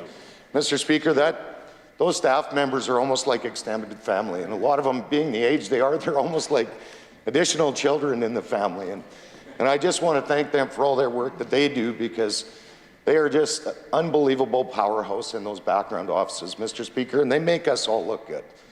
And so I want to thank them for all they do. I definitely got to thank my constituency association. This has been a long, hard drive for the Saskatchewan Party, trying to win Riversdale. And one of the things I'm going to put on the record is I have absolutely no fear of running in another election. I ran in Riversdale in 2016 because I wanted to see the constituents and the people around even Riversdale represented with someone that is on, first of all, the governing side of government, and had the ear of the ministers. And, Mr. Speaker, I know a number of my colleagues can attest to the miles that I put on in this building, representing my constituents each and every day. And I feel very comfortable with the level that I've served my constituents, and I don't plan on stopping that, whether I'm in office or not. Mr. Speaker, I'm dedicated to my community, and I want to continue working with my community, Mr. Speaker. I talked a little bit about the texts and calls, and it's I wish I could call everybody back. I'm over 100 already. I want to talk a little bit about what this government has done, and how one person can make a difference. And some of the initiatives that, and this feels so weird, but I talked to Everett about actually some of the things with mental health and addictions, and speaking with the community so often with my community-based organizations. And before I come with an idea to the ministry, I wanted to make sure my community-based organizations and people in my community, they had a piece of input for me so I could really bring it to the best way. And between yourself and honestly one of my best friends in the house here, Tim McLeod, that carried on the legacy of what Everett had started. This 500 beds for mental health and addictions and our recovery-oriented system of care, this wasn't going to be a political speech, but I am so proud of these investments. I am absolutely so proud of these investments. And I'll tell you, Mr. Speaker, my community is talking about, even people that don't support me, that's totally fine. I always say, doesn't matter how you vote.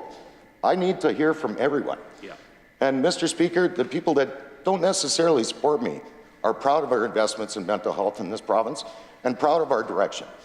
And I just love the direction we're going with this. Our 988 suicide helpline, Mr. Speaker, I gave my suicide speech in this house, and again, this feels weird, but it took me a long time to get through my practicing the speech, and people that know me on this side know that I've given up on speaking notes.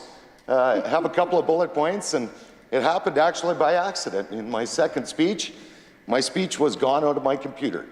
And Haley Cattell was freaking out. She was trying to figure out where it went. She's got to find it.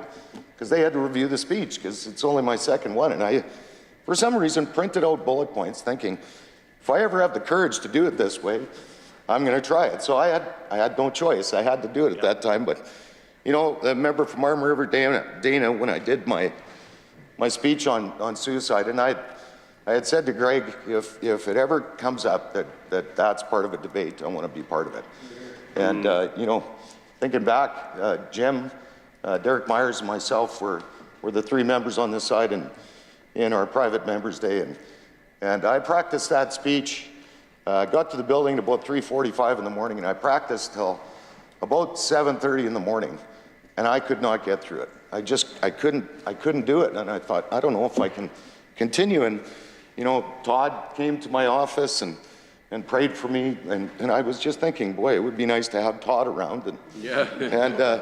And Dana talks to me just before I'm about to stand up and speak, and he says, Marv, here, and he's going to give me advice. I'm like, no, I don't want to talk to anybody right now. I just got to think of how I'm going to do this. And he said, just dip your toes in the water. You know, and it was a tough thing to do, but I'll tell you, Mr. Speaker, there has been just shy of 1,000 people that have reached out to me since I gave that speech, because I believe that, first of all, people need to know that any one of us can struggle with mental health. Any one of us can struggle with addictions. Any one of us can face the chance of taking our own life. It happened to my daughter. She's still alive. Derek Myers was not so lucky. Mr. Speaker, and I know Jim LeMeg had a loss in the family as well. And I've worked with youth for over 35 years now, Mr. Speaker, and I've seen way too many suicides. So just again, another one of there's a number of investments on that and in this part of the government. And I know there's more work to be done, but I will say, I know this, I am 100% convinced that our government is committed to that work, Mr. Speaker. And, absolutely. And you know, we can't do any of this without our premier being in India or all over the world at our trade shows and promoting what Saskatchewan does. And because of those visits, those tours, we have a very strong economy in this province. And that is something we should always be very proud of, Mr. Speaker, because we can't pay for this thing pay for all these things that we do on, I don't know, hopes, higher taxes, dreams, higher taxes. No, we do this with the strength of our economy, Mr. Speaker, and that's something I'm very proud of. Hear, hear. 9 minutes. 9 minutes. You know, Mr. Speaker, I know a lot of my colleagues on this side of the House feel the same way. When we hear, I've had a number of guests here. I wish I could have had a few more, but they ask me about the processes of how the day goes, and I talk to them. You know, there's introduction of guests, and then there's petitions, and then there's statement by members. And they say, well, what does that mean? And I say, well, statements by members are to highlight something good in your community. And then we come into the House, and we listen to the opposition NDP give their statements, and it's doom and gloom. And Mr. Speaker, it is really frustrating because, you know, on this side of the House, we are positive. We have a positive outlook on this, Mr. Speaker, and Brad Wall said it great. Hope beats fear, you know, and I've always felt that way, Mr. Speaker, and that's why I started my statements with "It's a great day in Saskatoon, Riversdale," Mr. Speaker. Yeah. 10 minutes. Because that is really, I think, the positive attitude, the positive outlook, what we do in our communities each and every day, the engagement, whether it's tough, and a lot of the meetings are tough.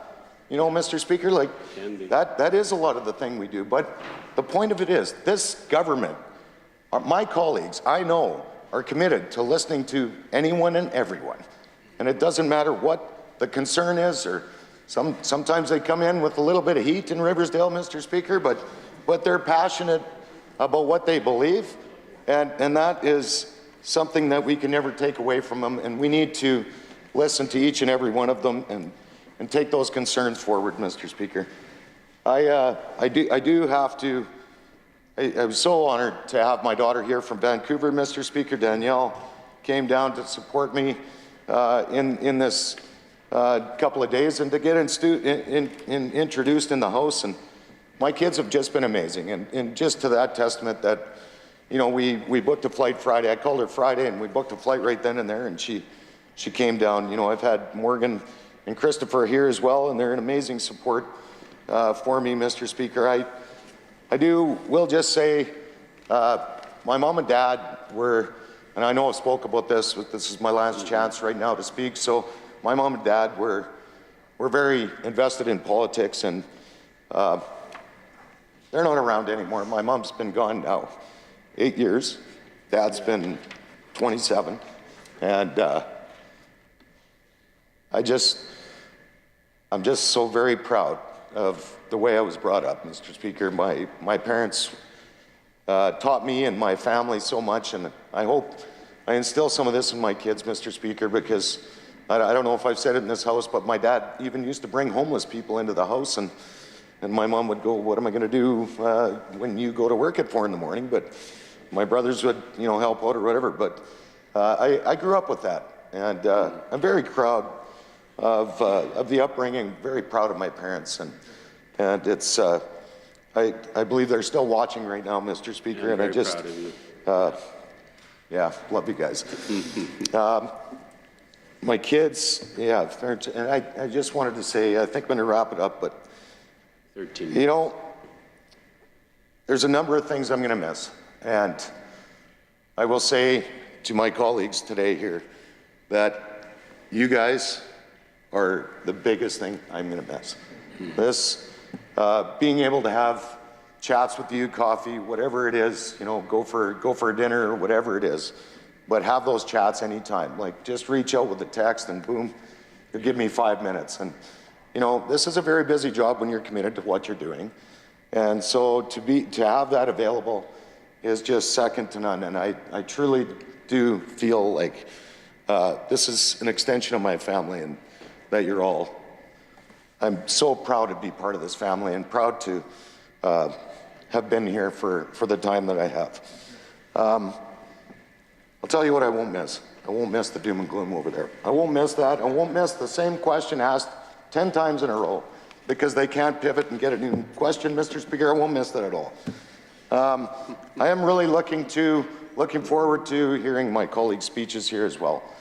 And, you know, to all my colleagues that are stepping away and retiring, thank you all for your service.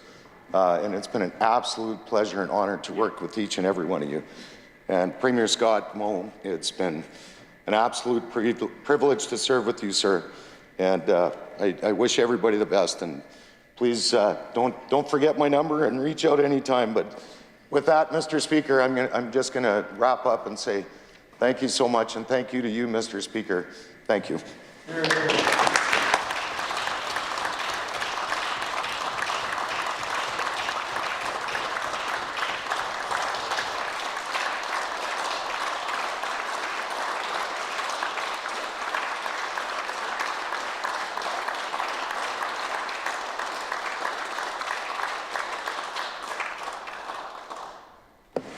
Recognize a member from Regina Northeast.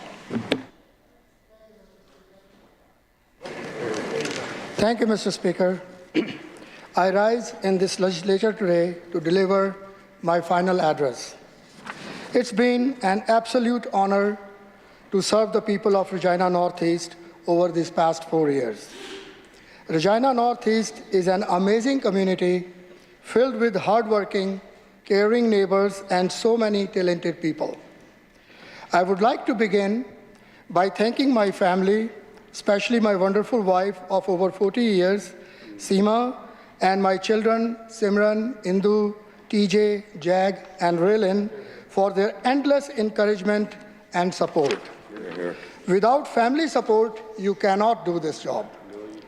I must also include my grandchildren, Mila, Niam, Henry, and Atto, for their hugs, giggles, and overall shine they bring into my life. They're the best, yeah.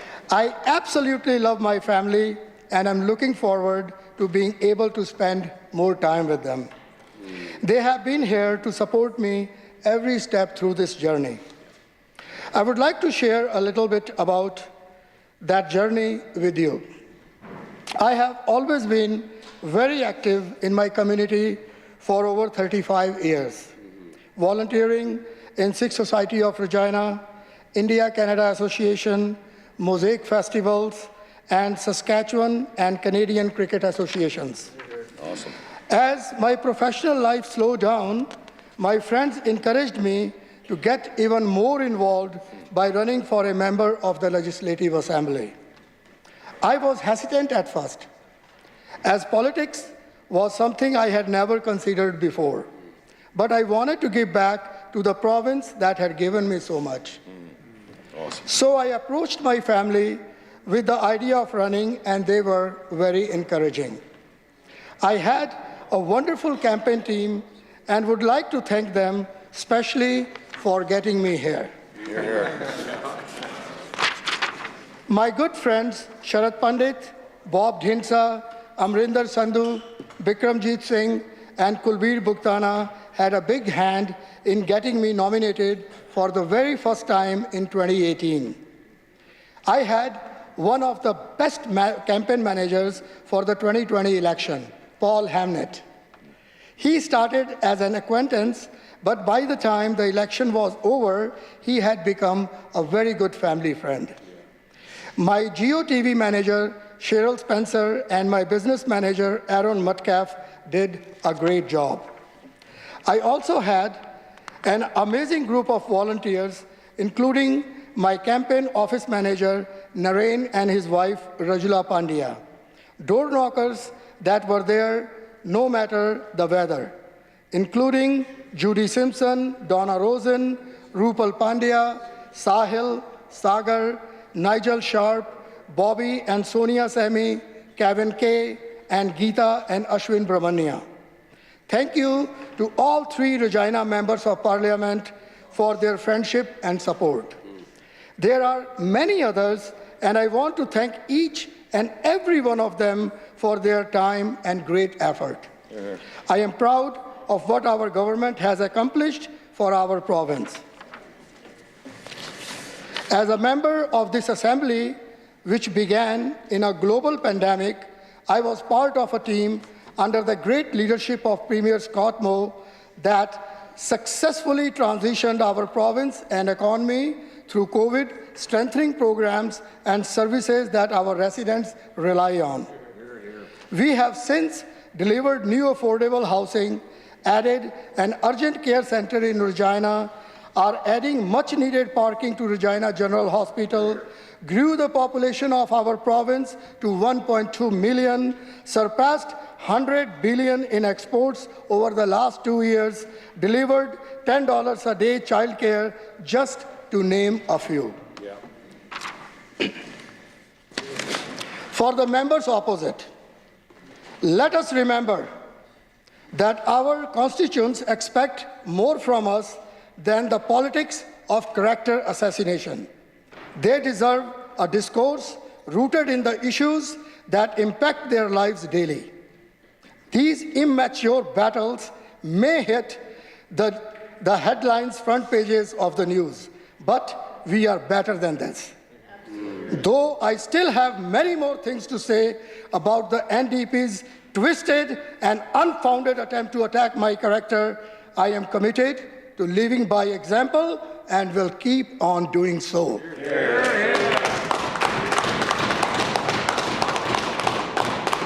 I have been so blessed to have Cheryl Spencer, my constituency assistant, who is just the best. She has done such an amazing job of providing support for my constituents, always taking time to listen, being very thoughtful with understanding what their issue is, and then working with me to find the right solutions for them. That has been some of the most rewarding parts of my tenure as the MLA. I also want to offer thanks to all my colleagues in this legislature. We are all here to do our best to improve things for the people of Saskatchewan. To my constituents, the caucus office, and staff in this building, I thank you for supporting me. It has been an honor to serve not just the residents of Regina Northeast, but all the people in the province of Saskatchewan. It has been a true honor to be here. I will miss you all. Thank you. Hear, hear.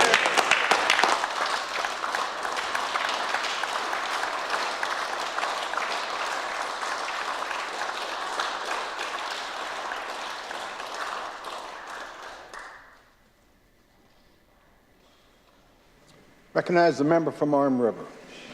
Hear, hear. Hear, hear. Thank you, Mr. Speaker.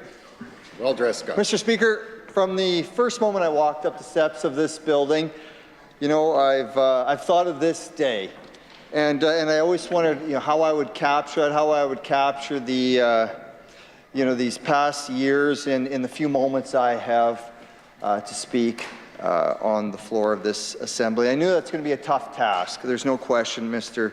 Speaker. And I remember my initial sense of awe as I walked through the doors of the building, and then certainly took my seat here. It certainly is a thrill of a lifetime. There's no question about that. And it was also a thrill to receive and to get an office assigned to me in the building. I remember that was a big deal. And you know, some of my family, and I won't say if they're up there or not, but they probably are up there right now, some of my family told me that my first office would probably be a closet, and that I would probably be making good friends with a broom somewhere and maybe a dustpan. But you know what? That first office was up in the caucus office area, and you know, I absolutely loved it. The only problem was, I guess, my nameplate kept falling off. That was a problem, but it had something to do with one of my colleagues. Hey, we're naming names here today, I guess, so we can freely. That was Marv there. Every time he walked by, he had a propensity to grab my nameplate, either flip it upside down, turn it backwards, or put it on someone else's door, and so then it didn't stay very nicely very long, and so it kept falling off. And I was just hoping that wouldn't be an omen for me in these 4 years. But this certainly is a special place, and this assembly is a special place, and such a special place that where we are vulnerable sometimes, and we just saw or heard a couple of members give some very heartfelt speeches, and it's a place where we do share a lot about ourselves. And over the course of my time here, I've certainly shared a lot of myself and spoken of my family, and maybe shared too much of myself from time to time, but I'll share something else of myself here right now, and that is I am an absolute lover of books. And I will tell you, Mr. Speaker, I love the feel of books. I love the texture of the pages. I love the smell of a book, whether they're new or old. You don't get that same, it would be kind of strange, really, if you're smelling an iPad. Well, actually, it's probably strange that I'm smelling books, too. But, I mean, it's less strange if you're smelling a book than an iPad.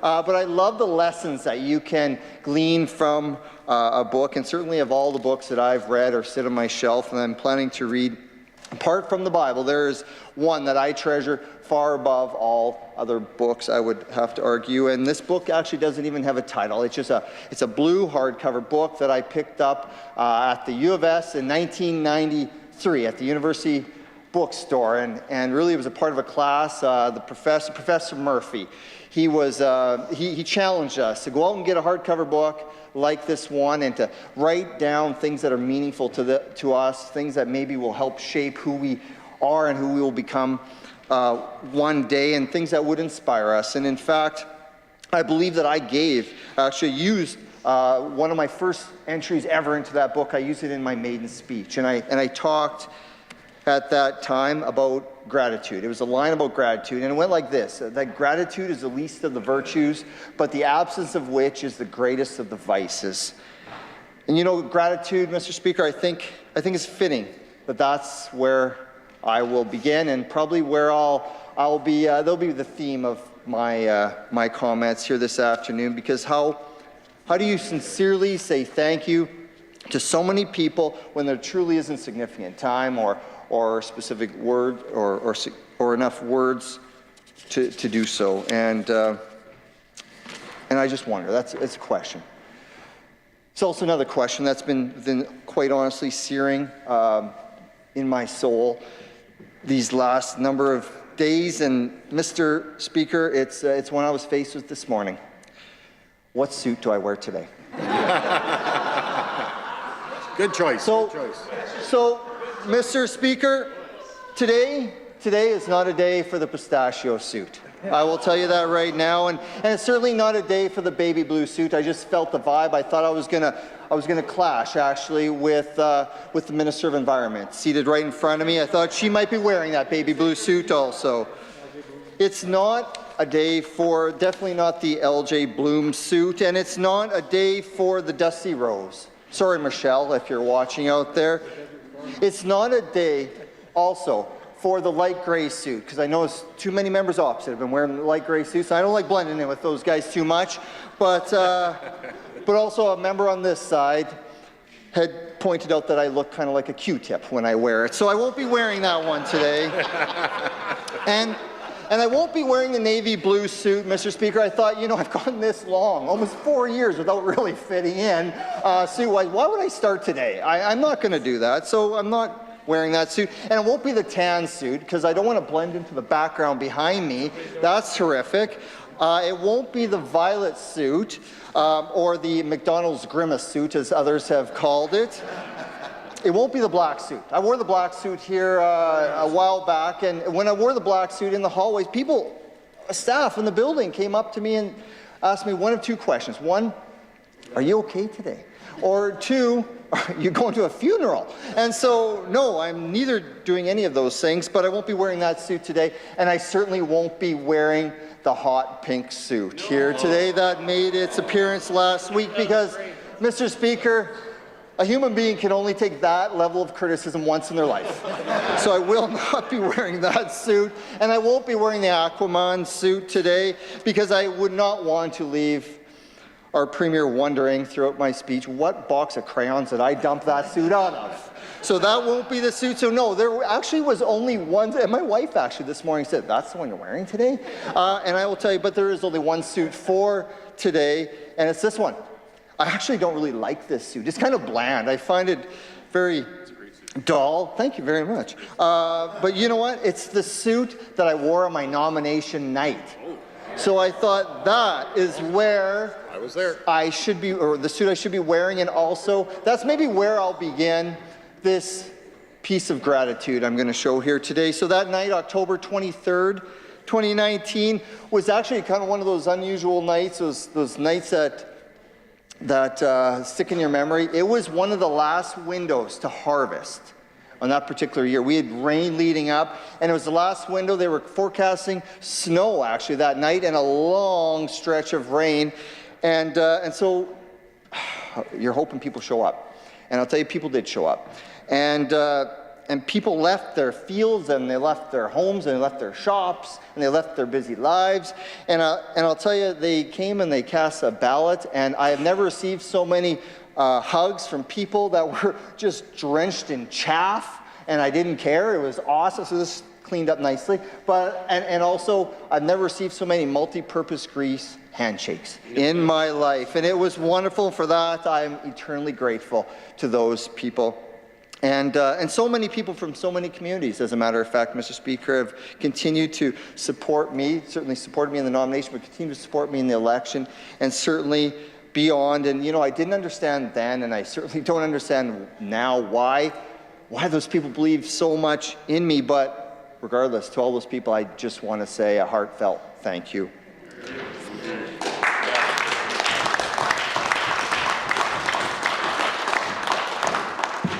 Now, the election campaign, in my mind, was simply the beginning of my work as an MLA, and as such, I had full intention to cover myself, spread myself right across the entire constituency, every corner, every nook and cranny, and I did. So, in fact, I got a hold of, to start the election campaign, got a hold of one of those big maps that Election SAS provides, found some rigid insulation in the shop and put it up there on an easel in the shop, and then I took red pins and I put in every single community I was going to visit, I was going to door knock. And there's 56 communities, 56 pins, and I would only change the color of those pins when I had completely door knocked that community. And some communities, it took a lot of time before I changed that pin.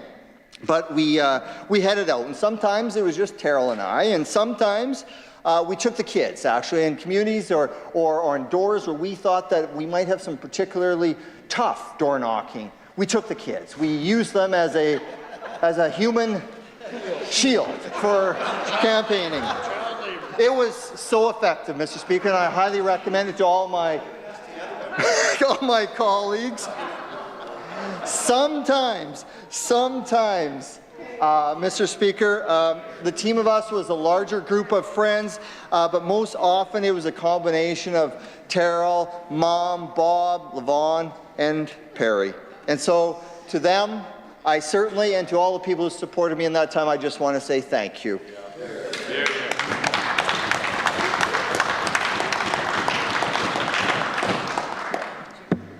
Well, I would like to actually single someone out that's here today, Bob in particular. I want to thank you.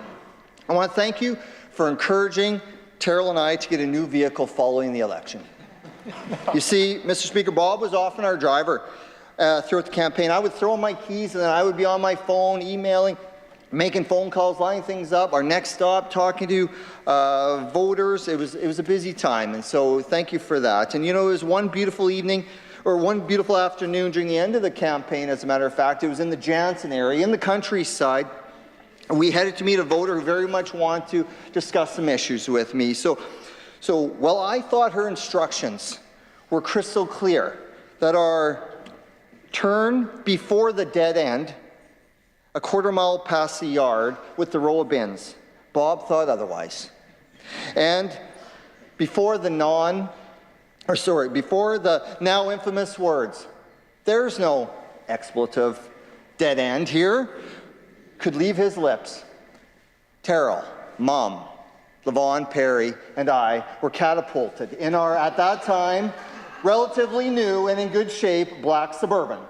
And to this very day, Terrell's ponytail, I think, is imprinted in the roof of a black Suburban traveling somewhere around Saskatchewan. So to that, Bob, I'd just like to say thank you for that.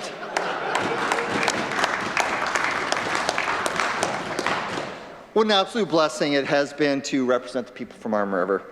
And I thank God for this opportunity each and every day. I truly do. And you know, how do I express gratitude for the people of Arm River? These are the people responsible for placing me in this seat and placing me at this desk and on the floor of this assembly. These are the people that put trust in me, and these are the people who shared their voice with me and trusted that I would respect their voice and carry their voice forward regardless of their political stripes. Absolutely regardless of their political stripes. So that, Mr. Speaker, is the absolute beauty of this job, and it's the job in a nutshell. It's about serving, and it's about serving all, representing everyone in your constituency. So it has and continues to be a true honor to serve all the people of Arm River, and to the amazing people of Arm River, I just want to say thank you.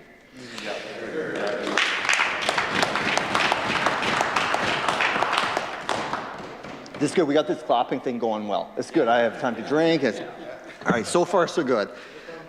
The job as MLA, though. The job as MLA, and this is certainly to all members here, the job as MLA is unlike any other one. It requires the longest, most public job interview in history. That being the election. And once you get the job, they don't come out and give you a manual, say this is how you become, or this is what you do as an MLA. There is no manual for this job. And here's also the beauty of it. There's ongoing and immediate feedback given by hundreds and sometimes thousands of people. So, you know, this job, I would point out also that, and for some people, it even accelerates, if you can believe this, Mr. Speaker, I've heard it, it accelerates the natural graying of their hair. Yes. And after taking all these benefits into account, Mr. Speaker, it is absolutely the greatest job ever. It's a job that I've fully given myself to, and it's certainly been a job that I've been honored to do and to serve the people of the province, and it's been an honor and privilege to work alongside these co-workers. These are the people that feel more like brothers and sisters and moms and dads and even great uncles. This family that I certainly care for well beyond colleagues, but as true family members, as was referenced earlier. And when I think of those who have had a profound impact on me and influenced me and supported me along the journey, there just are so many. But you know, one stands out, and I certainly need to mention this person here, and that's Lyle Stewart, Mr. Speaker. Lyle Stewart, he encouraged me to follow this path over a decade ago, and he's been an honest, sometimes too honest, sounding board for me over the course of this time. And Lyle said a lot of things that have stuck with me, and I'll be honest, some of the things he said really didn't stick with me, but many of the things he did say stuck with me. But it was not long after I was elected. We had a sit down in his office, and we were just kind of reflecting on some of the things that he will treasure most about this time while he was still in the building here. And he said, you know, easily, it's the people that you come to know, the people you work with, and in particular, he stressed that the relationships that he made, like the relationships that I will make, these will be the tightest bonds you'll ever form in your life. And he could not have been more correct in saying so, Mr. Speaker. So to my colleagues, you're probably the greatest surprise of my last 4 years. Boy, yeah, surprise. Boy, I hope that I could work with, people that I kind of get along with. We'd respect each other. It would be comfortable. But what I ended up with are people that, I would walk through fire with and might walk through a flame or two, maybe. Would walk through a flame or two for me as well. So for that and for you, I just want to say thank you.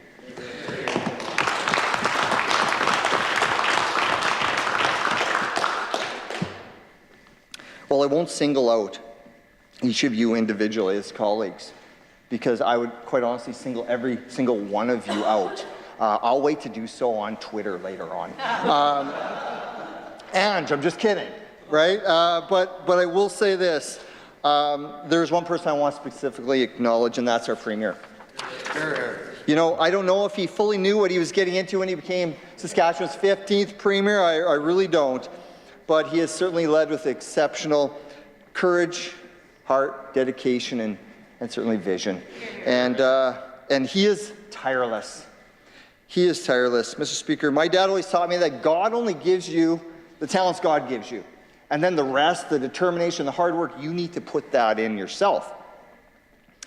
I would say that I've always believed myself to be a person who doesn't get outworked, a person who has no problem rolling up his sleeves, and certainly no person that really needs no external motivation.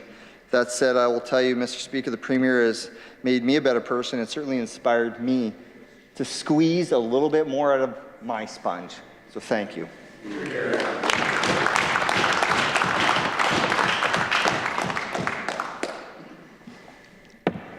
Mr. Speaker, everyone wants a nickname. Everyone. And I would also like to thank the Premier for ensuring I was able to secure several nicknames.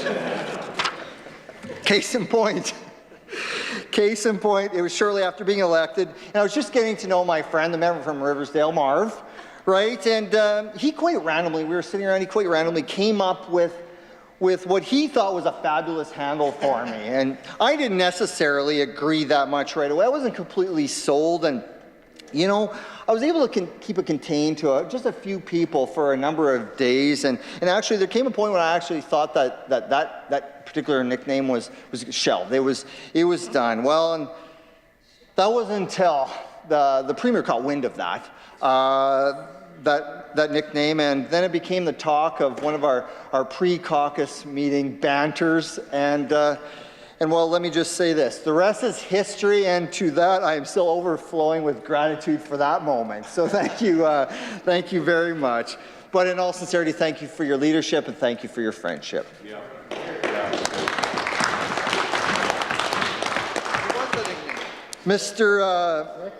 Mr. Speaker, I have truly been blessed to be surrounded by awesome.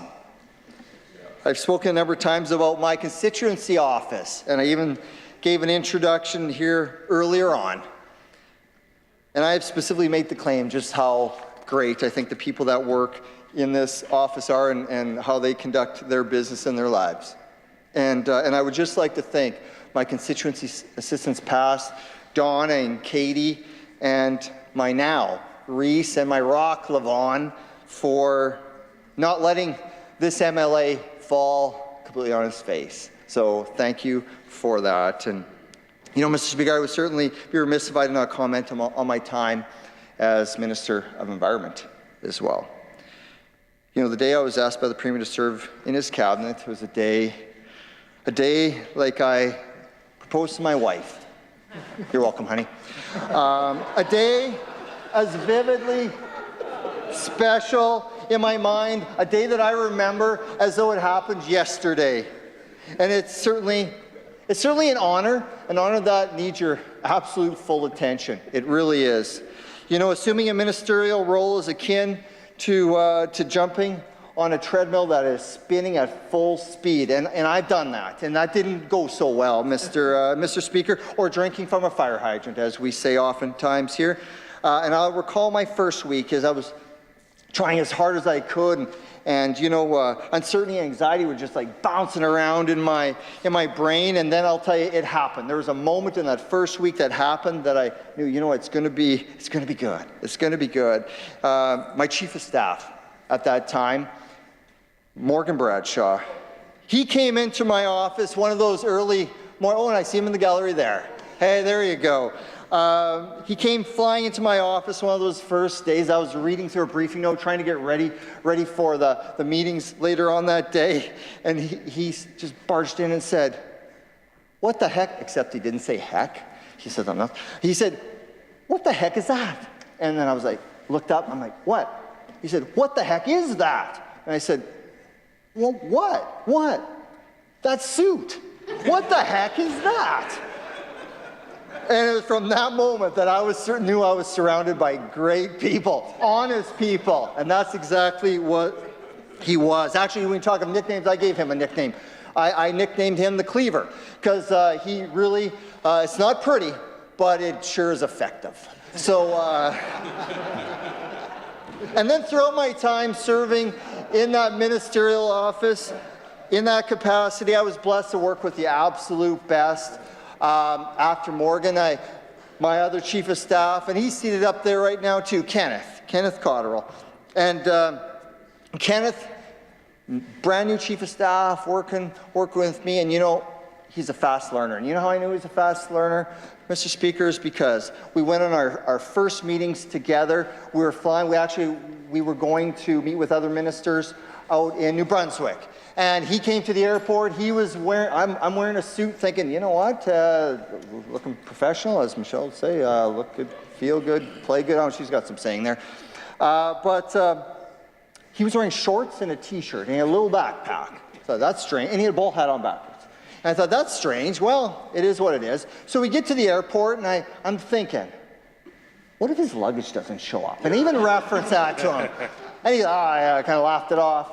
Well, I'll tell you what, we arrived in the airport in New Brunswick, and we got in there about 1 in the morning, 2 in the morning, and guess what, Mr. Speaker? His luggage didn't show up. So he learned a quick lesson. Long story short, I will say this, he never made that same mistake again. So, Mr. Speaker, I was also blessed to work with Amni, Anshuman, Cole, and Jackson as well, and these are just such different people, but such awesome people, and we work so well together. So to all of them, I'd just like to say thank you. You know, before I entered politics, people cautioned me that this career that I was pursuing was going to be frustrating and probably, most likely, was going to leave me a jaded human being. Well, Mr. Speaker, over these past several years, I'll be honest, I've probably been frustrated a number of times for a number of reasons. And actually, I've probably caused more frustration in people than I've assumed. But with what I've seen take place in this province over the course of those past 4 years as MLA, I'll tell you, it certainly does not leave me jaded. It leaves me filled with hope, it leaves me filled with optimism, and it leaves me filled with excitement about the future of Saskatchewan, the promise of this province. So last week, I joined the Minister of Agriculture to have a bit of a sit-down lunch with the Ag Scholarship winners, Maddie, Marley, Claire, and Katie. And you know what? They all shared a common story. They want to plant their roots right here in this province. Those two guys up in the gallery that kind of look like me, my apologies, boys, kind of look like me, they have plans to plant their roots right here in this province. Sarah from Outlook has roots, or plans to have roots in this province, and so does Jody from Imperial, and I can go on. They're planning to have roots right here in this province, and it's not because of our winters, Mr. Speaker. It is not because of our winters. It's because of our opportunity. That's why they want to be here, because we are certainly on the cusp of something great, something greater. We are only on the cusp of that. You know, when I first put my name forth as a candidate, I ran on a simple concept. Why not us? And why not right here? And this government answers both these questions daily. Mr. Speaker, it is us. And it's happening right here, right now. The world, Mr. Speaker, has eyes on us and what we're doing here. And we're just getting started. So jaded, Mr. Speaker, no. Jaded, you see, Jaded's actually buried. Jaded's buried under our Saskatchewan story, 17 years deep in this province.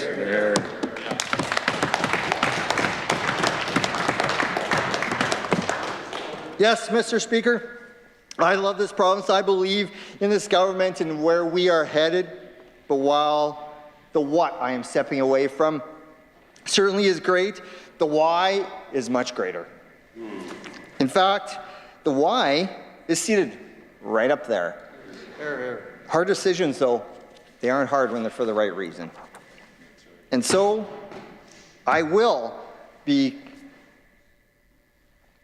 completing the chapter or section, you might want to call it, of that blue textbook, that hardcover book. And I'll probably title it something like My Political Life, or maybe I'll come up with something snazzier than that. I'm not sure what that final sentence is exactly going to be yet. And I thought about what punctuation to end it with. Is it a simple period? Is it a question mark? Is it an exclamation mark? But no, Mr. Speaker, you know what? I think I'll be using an ellipsis. And I'll leave a couple pages. I'll leave a couple pages maybe blank right after that. But what I do know is that, you know what? I haven't deserved all that God's blessed me with over the course of these past 4 years, but I'm not asking too many questions. I just know that I am incredibly grateful. So with that, I will close for now with two simple words. Thank you.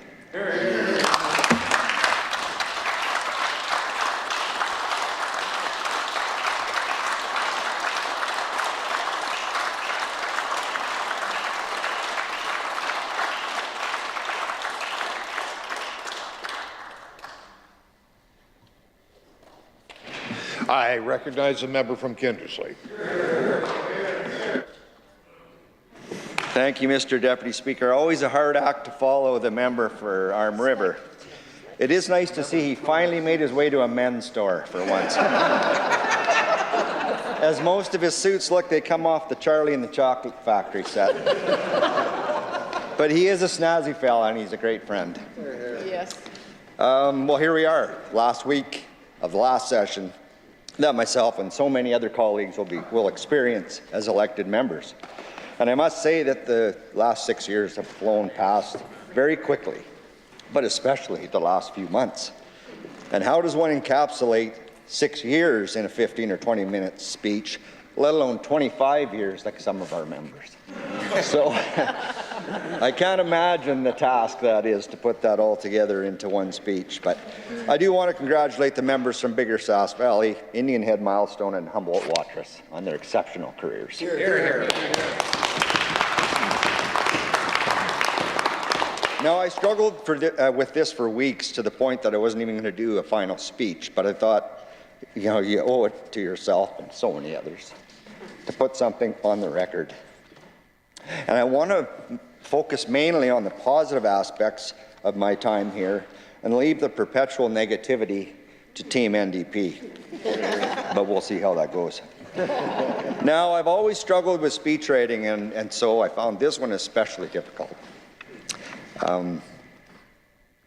Often I think politicians talk for the sake of talking, and that's just not my bag. So I had a real tough time getting started on this one because I really didn't have a theme. And so I thought, what a better place to start than the theme of team.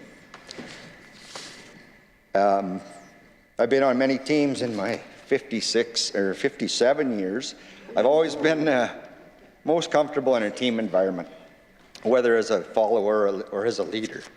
Team settings are where I think I'm perhaps the most valuable and definitely the most content. And I can't say enough great things about this team and how meaningful it has been to be a part of it. Just quality people from top to bottom. And I honestly feel I have made such good friends in this building from my time here. From colleagues to building staff, ministerial staff. It's the people and relationships I'll miss the most. And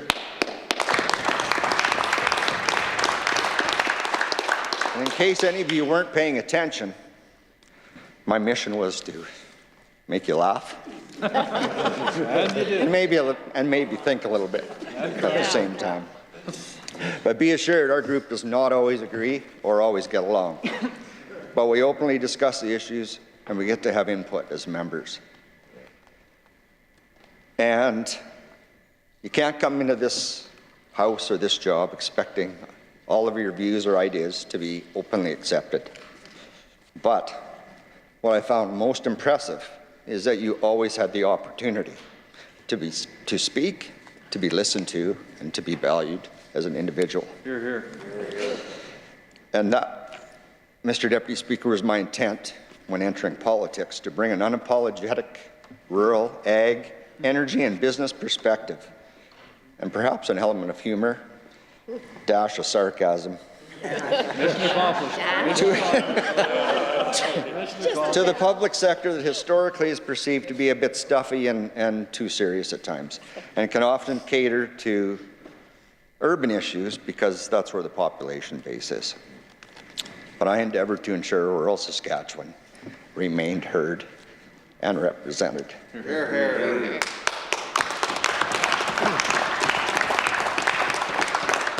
And what I've found during my time here is whether you're rural or urban, male or female, young or old, no matter your background or experience, you have a say on this team and the opportunity to be heard.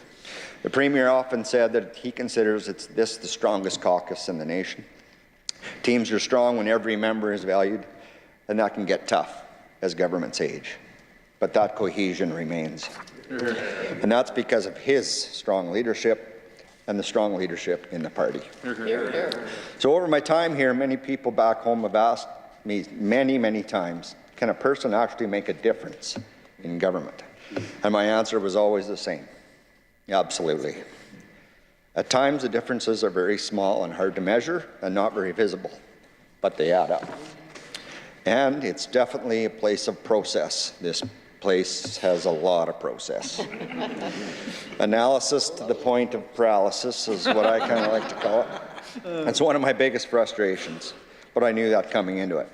It certainly isn't like private business where you have an idea, you draft it, implement it in short order, and you live or die with your decision. But I really grew to love and I will always appreciate the duties bestowed upon me by the Premier for my time as Ledge Secretary for Trade and Export Development under Minister Harrison, and as an advisor for Energy and Resources to Minister Eyre and Minister Ryder. The members of Last Mountain, Touchwood, and Cannington, or Daryl and Travis, as we like to call them, my other brother Daryl. They are very capable and excellent choices for those roles, and I'm happy to see them in them. And the last part of that transition will take place this summer as I step down as Vice President for Penmore on the Board of Directors, and Last Mountain Touchwood is going to take over the reins. So Penmore is a very good organization, and I enjoyed being a part of that very much. My background in energy and agriculture has given me lots of opportunity to give input and advice at times, and I hope that was helpful. This caucus continues to have very strong representation in these most important sectors, and even though we are losing some very experienced and knowledgeable people, I'm very confident that the new group elected this fall will be equally as strong. And And I've said it numerous times before, and it sounds a bit crazy, but I honestly love being on Treasury Board. Lots of time and effort required, but of the utmost value to the province and especially the taxpayer. And I'd be remiss not to thank the Finance Minister for her leadership. And also a big thanks to my colleagues for the honour of electing me Deputy Caucus Chair a couple of years ago. I thoroughly enjoyed that position and felt maybe I should have looked at that a little bit sooner. But I hope the chair, the member from Saskatoon Westview, enjoyed it as much as I did. We tease each other about who runs the most disorganized caucus meetings. But we've come to the consensus that the member from Roster and Shellbrook is the common denominator. With the Premier on one side and me on the other, the chair really did not stand much of a chance. But he handled it very well, and I think we made a good team. As did our entire caucus management committee and, of course, our caucus staff over the years. 6 years ago, it was John and Carly were kind of the go-to people when I first started, and they were a great resource to me, as are the current staff now to all members. Troy, Kim, Makola, Shelby, Marita, Shan, Matt, and especially, where's our head zookeeper? Up there? Oh, my tired old eyes can barely see Ange at the top there. A big thank you to Ange for supporting me and the other members of caucus over the last several months. Caucus is in great hands moving forward with Ange in charge and the great staffing complement she has assembled. So many great relationships struck with my colleagues, too numerous to mention. I'd love to mention them all, but for the sake of time, I do want to note a few. My very first Room 140 group, the members from Cypress Hills, Kenora Pelly, Estevan, Kelvington Wadena, Regina Harbour Landing, and Saskatoon Churchill Wildwood. Can't thank you guys enough for showing the new guy the ropes back in 2018. The majority of that group moved on to other offices, but I was happy to keep my Saskatoon, Churchill, Wildwood, and Regina Harbour Landing friends right where I wanted them. And I always liked my end of the hall, non-flyby, off-the-radar location, which I was very happy to keep my whole time here. And our newest additions to Room 140, Riversdale, Prince Albert Northcote, Melville Saltcoats, and Mooseman, all class acts. Led by our government wimp. Did I say wimp? I meant whip. The member from Yorkton. What a guy. As far from a wimp as you can get, actually. As tough as they come. He considers himself a Chuck Norris, but is often confused for Rob Norris.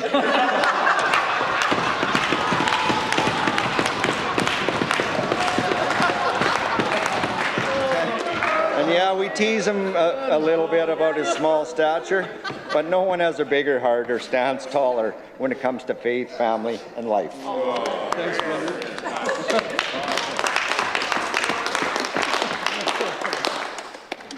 That's gold right there. Now there's a couple others that are awfully close, and they're the members from Melfort and Riversdale. Here.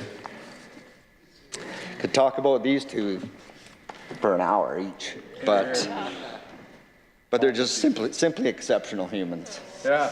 Here. This caucus and government is very fortunate to have these fellas in their lives. So thank you, gentlemen. Here. And the members from Moose Jaw North and the Battlefords, these young up-and-comer rising stars. Super proud of you too. I already touched on Slick there, so we'll leave him out. But you guys have carried a lot of water for this government, especially on very, very tough files. So thank you, gentlemen, for that. Now we're going to have a little bit of a reunion here, back to the original 140 crew. In 2020 fall session, the Hanson brothers were put back together on a line and strategically located right over there adjacent to the opposition during the pandemic. Now that was weird on so many levels. I think there was a dozen of us over there, government members placed over there for social distancing reasons. But no matter how bad it was for us, it was really, really bad for Ryan Miley. Kenora Pelly became the Brad Marchand of the legislature. Unfortunately for the mask mandate, he wasn't able to lick Ryan in the face. But he literally ran Miley out of the rink on a daily basis. And a frustrated Miley told him, "Terry, you'll never amount to anything."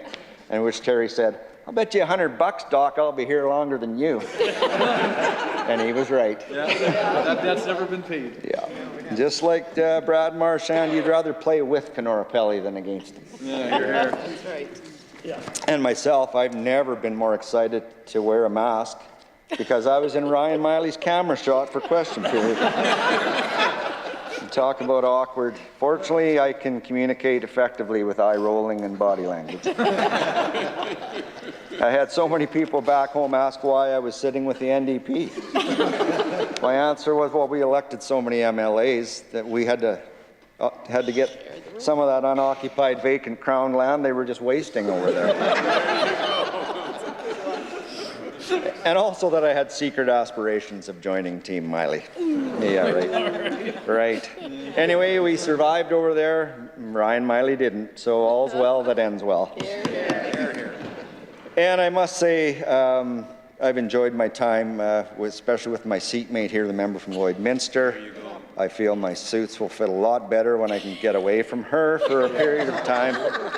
But also the ladies that sit in front of us here. It's not sure why they put me with them, but it's been a fantastic time, and I enjoyed every minute of it.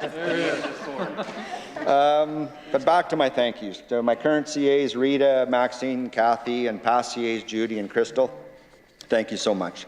These gals have always been the heart of our constituency office, and their efforts are appreciated more than they know.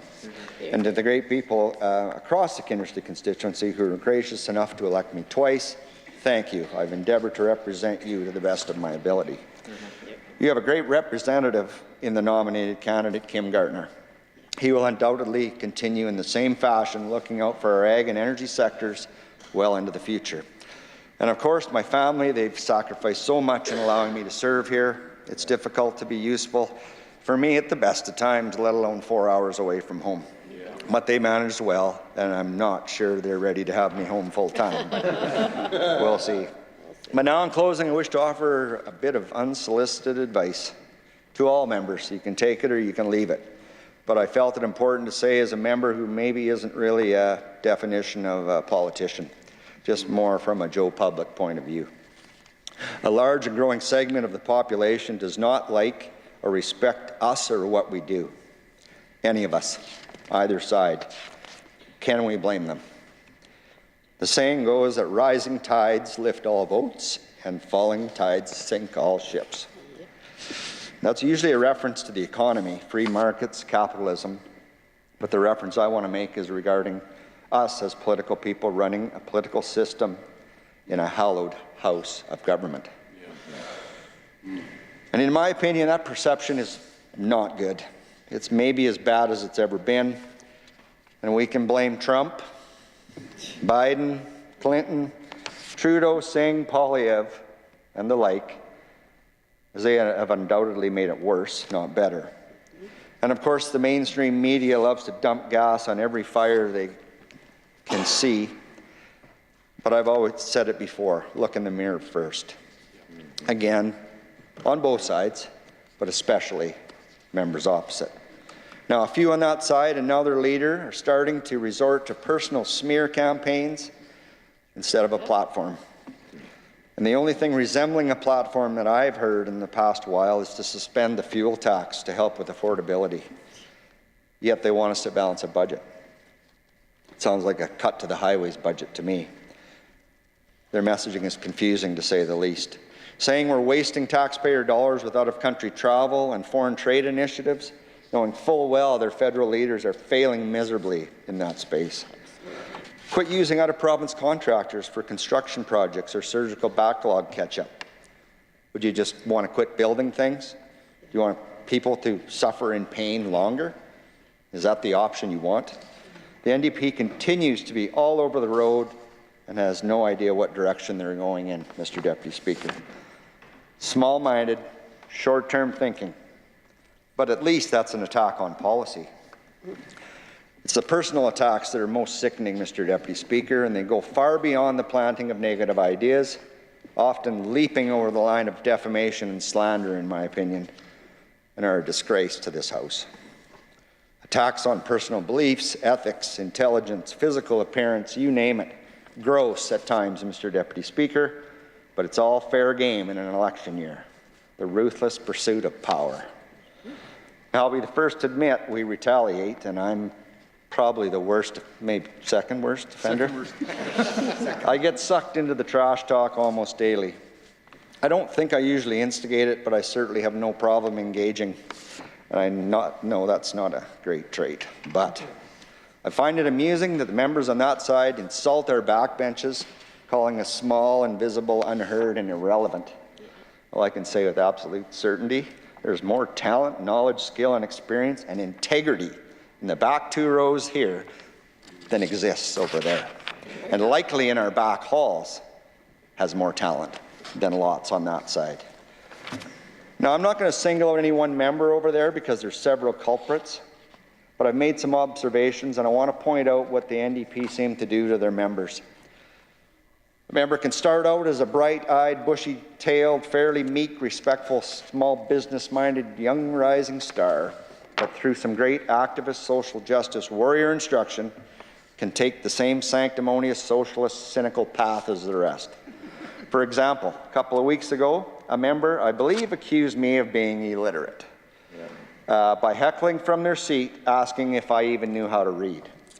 Now, I would love to hear some clarification on that and have someone over there put it on the record if they think it's just me that's stupid, or is it because I'm from rural Saskatchewan, where they don't elect you people?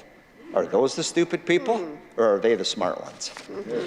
Last week, another heckle during the 75-minute debate asked, why doesn't your government build any pipelines in your 17 years? Rachel Notley got one built. Oh my God. Rachel Notley did not get the Trans Mountain expansion built. And that took me back to 6 years ago in my very first 75-minute debate when the seasoned veteran, Liberal turned NDP member Buckley Belanger asked me the exact same question. And it reminded me of the Abraham Lincoln quote, "It's better to remain silent and be thought a fool than to speak and remove all doubt," of which I have plenty of experience. I never went back to Hansard to check, but I believe my answer was very close to this. I would like to thank the member for giving me the biggest softball question you could ever give a rookie member. Governments don't build pipelines. Private sector builds pipelines. Mr. Deputy Speaker, the older, more seasoned Liberal turned NDP member didn't get it then, and the members now don't either. It's new faces, but it's the same old out-of-touch NDP. Now, in the case of Trans Mountain, I'd like to give a little history lesson for the record. Kinder Morgan was a private company owned and operated that main line since 1951, and they were committed to build the expansion on their own dime, but the federal government, in their immense wisdom, got in the way of it. Through regulation, we think on designs of killing it initially, like they had done with Energy East and Northern Gateway. Then they overpaid buying the company outright, using taxpayer dollars. And yes, in fairness, they did get it built last month. 5 to 6 years later, at 4 or 5 times the cost. Originally, $7 billion and nearly $35 billion to build a pipeline that a private company was willing to build in the first place. That is precisely why government needs to stay out of private enterprise. But that's how Liberal NDP socialist thinking works, Mr. Deputy Speaker. The NDP continues to think they know better than the public. Government needs to have their hands and their noses in everyone's business. Now, I'm afraid the loud and proud antics of fear, smear, and personal attacks are likely just starting. From NDP, SUP, as we hear in the chamber, and it's likely to ramp up in the months ahead with Buffalo, PC Party, whatever the Liberals are called now in the province, and let's not forget the Green Party. An embarrassing list of choices. So back to my original point. This election campaign has the potential to be ugly, but please remember, tearing down others does not lift you up. You are lowering the water level And you're knocking holes in your own boats in your effort to sink our ship as a government. And you are degrading your own occupation and reputation in the process. This fall, Saskatchewan voters, in this overly entitled world we've created, have now 7 parties to choose from. It makes no sense. Have we learned nothing about vote splitting? Of the 7, only 2 have any chance of winning seats and forming government. 5 are simply spoilers. So really, there is only one sensible choice: to keep this province strong and growing. And it is not the NDP, as all they are is Trudeau's choice for this province. And lastly, to our members, please be true to your convictions and beliefs. Be true to our party's guiding principles. Do not get sucked further into the virtue signaling, DEI, ESG, climate crisis agenda vacuums. They are all woke socialist traps under the guise of making the world a better place. It's garbage. And it's all power-based, anti-capitalism, wealth redistribution, liberal rhetoric. Thankfully, that is beginning to be exposed and beginning to unravel. We've seen it with the carbon tax, what they hope to do with the clean fuel and electricity standards.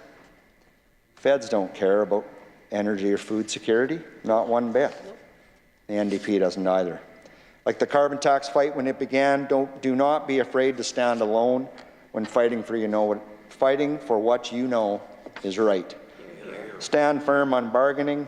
Do not sell out the taxpayers of this province by caving into unions that are trying to help the NDP in an election year.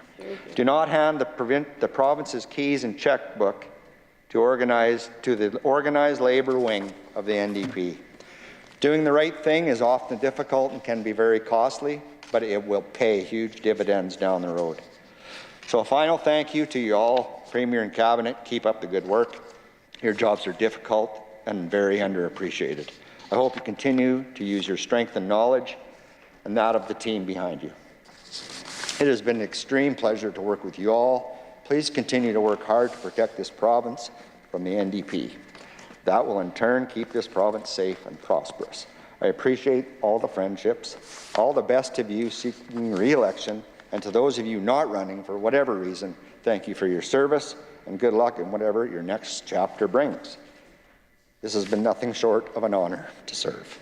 God bless Saskatchewan. Hear, hear.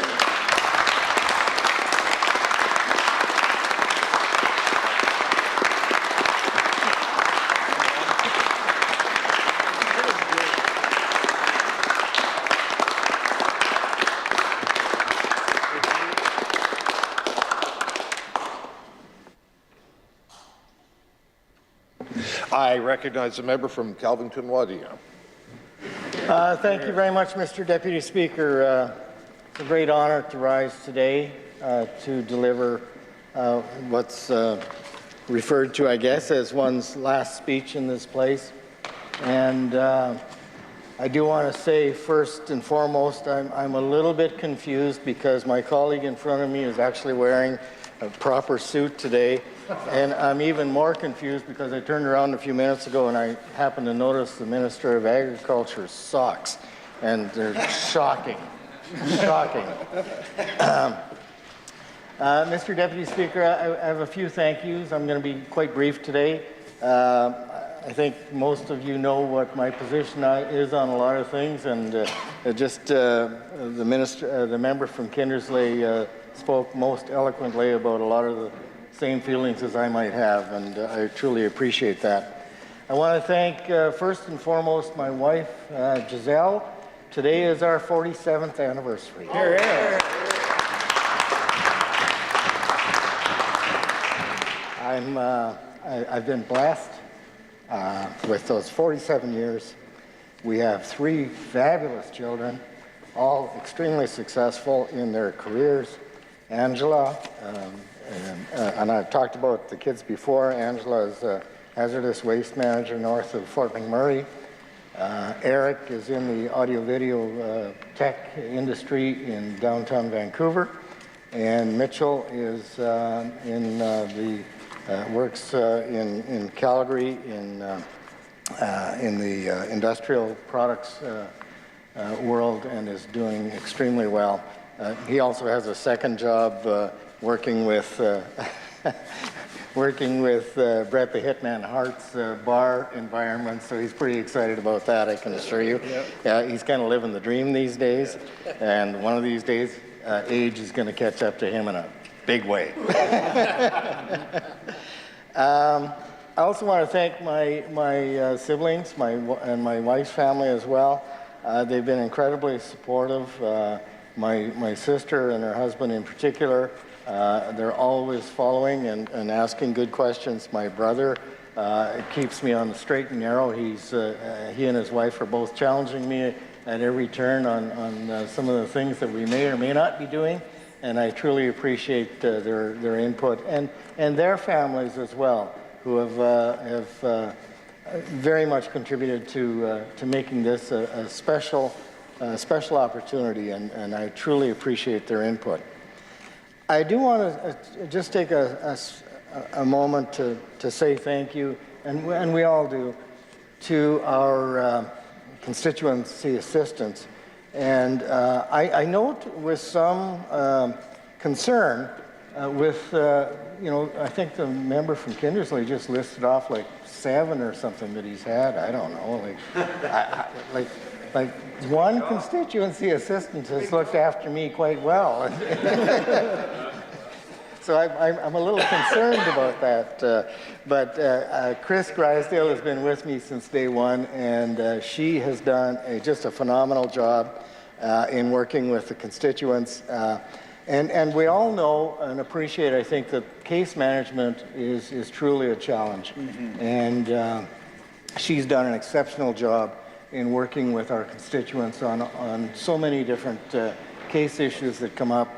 And some of them are, as we all know, some of them are quite simple and we can move forward quite quickly, but some are very, very complex.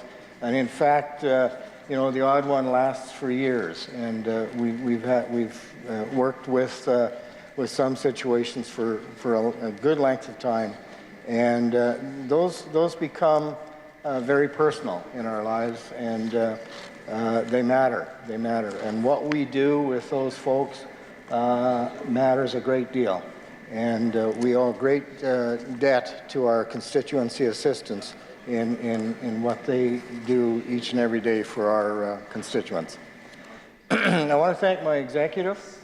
They've been extremely supportive throughout the years, and not only of me, but they've been extremely supportive of the party and have always looked to give more than they've gotten from the party, and I think we all appreciate that. I know that they've stepped up to help some of the other members of the legislature get elected through some, cash or whatever they could do to help out. And I truly appreciate the executive for their role in keeping the party strong and moving forward. I want to thank a couple of people specifically.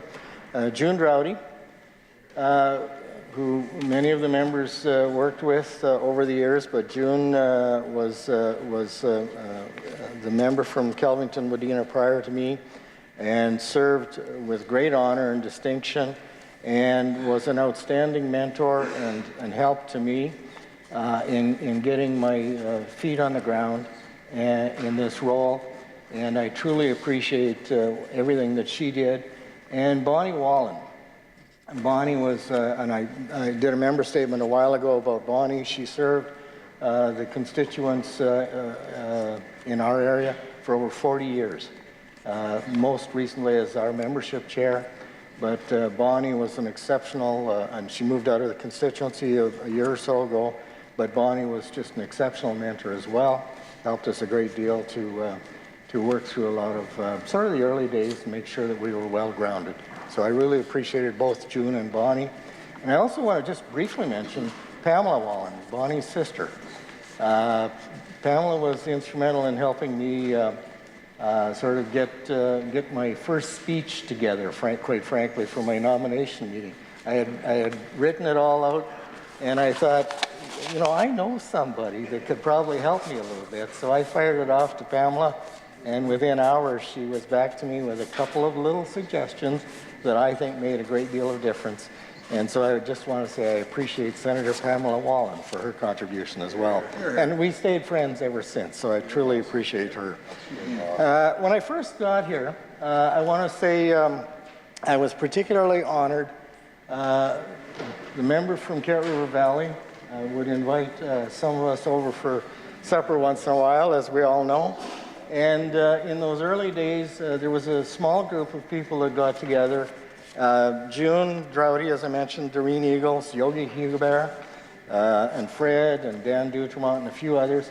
And I can tell you how important that was. I can't tell you how important that was in terms of sort of providing sort of that early sense of family, that sense of belonging to something bigger than you, and I truly appreciated that group of people. And of course, all of you who have been around for a while remember well Yogi's stories and Doreen's Doreen. And it was just an awesome environment. And of course, the member from Carrot River Valley is an exceptional cook, and we truly appreciate everything that he's done. Megan Rumble. Megan was my campaign chair throughout, and I truly appreciate everything that she did. And she's an extremely busy business and farm and family, but she's always been there for me, and I truly appreciate everything that Megan did for us. I want to thank the constituents obviously of Kelvington-Wadena. You know, June and I are very different, very different, and some of the members are smiling. But I appreciate that the constituents were I think, appreciative of both of our styles of serving them, and I truly appreciate the interactions I've had across the constituency over the years. In particular, I want to highlight some of the absolutely incredible conversations and work that we've done with some of the municipal governments, and I think how often and how important that is to successful governance in the province. We have to work together, and we do. We can do it so well, and those relationships are extremely important. I really have to say a few words about my colleagues. I just have to. That's all I'll say. No, it's been you know, such a great honor to serve with this group on this side. I can't say enough about some of the friendships that we've developed are just beyond words, and obviously we'll take them with us for the rest of our lives. You know, each. I was trying to think of how to frame this. Every single person on this side of the chamber has contributed to my character. So I am a result of you. So take that for what it's worth.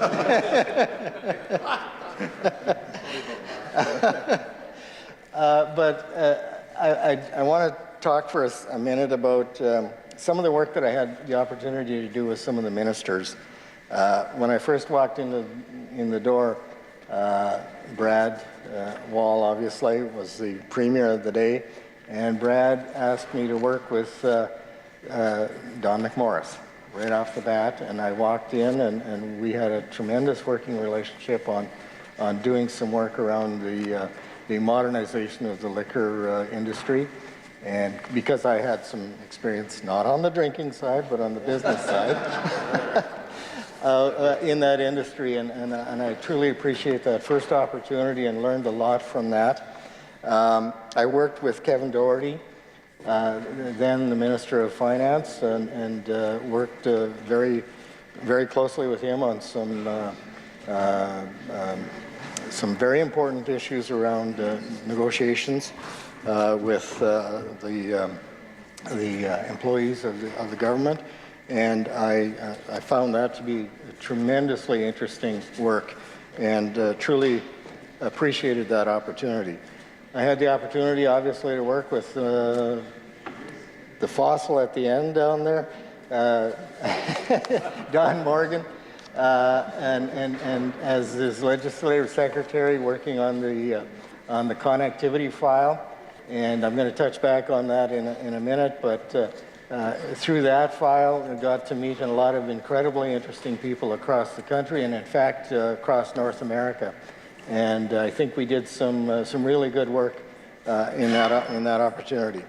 And right now, I'm working with Minister Hargrave on the bills file, and that is probably, I'm finding to be, truly, truly rewarding work, because I think we have an opportunity to grow this province in a really constructive, positive way.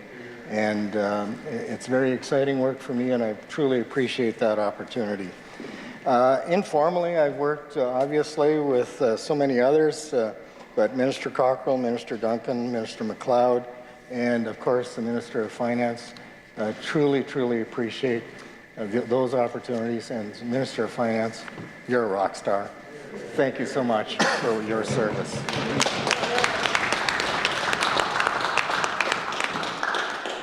I think the most important thing that we get to do as MLAs, as ministers, whatever, is the people that we meet, not only in our constituencies, but across the province, across Canada, and around the world. And we get a chance to work with them. We get a chance to engage with them on opportunities that lay before us. And I've been so fortunate through this, through working as an MLA, but throughout my life, to work with people around the world on really, really important issues. And I think, in some small way, we can all make a little bit of a difference somewhere in the world. And I'm really pleased to have had that opportunity. In particular, as members on this side will know, I've been involved with MLC, the Midwest Legislative Conference. I'm on the Midwest Canada Relations and the Build committees. Very much appreciate those opportunities. I've attended some of the Panware conferences and truly appreciate the leadership there. And I think that those relationships really matter. It's about the relationships on the ground. It's not about the big picture politics. It's about the relationships on the ground, and that matters. I've also served on the Canadian Parliamentary Association, and really appreciate that. And some of the other boards and committees that I've had the opportunity to work on, truly, truly appreciate all of that. I want to say thank you. I see some of the staff members are here today. Thank you to all the staff of the building who I've had the great pleasure to work with. And some of my favorites are up there, I see. But I truly appreciate all of you for what you do. It makes a difference for us. If you're responsive to the people of Saskatchewan, it really, truly matters, and we thank you. At my nomination meeting, which was a huge, huge event, hundreds and hundreds and hundreds of people, truly appreciate. It was a very strongly contested nomination. But at my nomination meeting, I spoke about three things that mattered. The first was I talked about the people of Kelvington-Wadena constituency and the people of Northeast Saskatchewan and the role they played in building Canada. Because if you look back through history, we spent an awful lot of time sending our human resources to Northern Ontario or to Northern Manitoba or Northern Alberta or to British Columbia to build the rest of Canada. Today, those people are staying home and they're building Saskatchewan. Right here.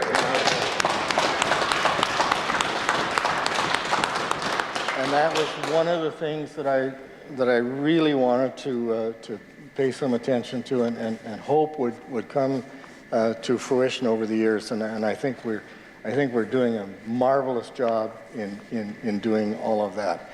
The other two things were a little more practical, a little more, I think important, obviously, in the short term for the people of the Kelvington-Wadena constituencies, and they were connectivity and highways.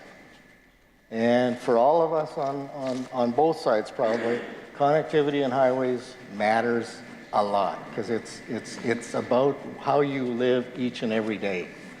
And I've been very fortunate to have quite a bit of work done on the highways in my constituency, and there are various ministers of highways in the room today that I want to say thank you very, very much, and to the staff, the chiefs and so on, for helping us make that happen. It has truly made a difference in my constituency, and I absolutely appreciate it.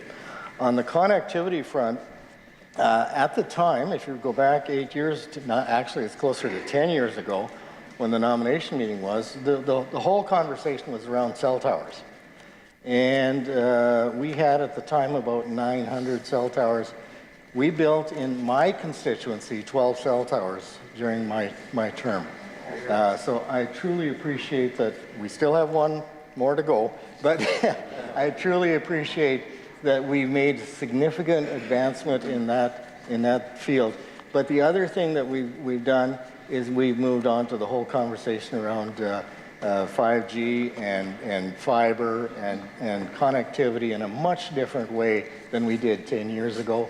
And probably 10 years from now, it'll be something entirely different again.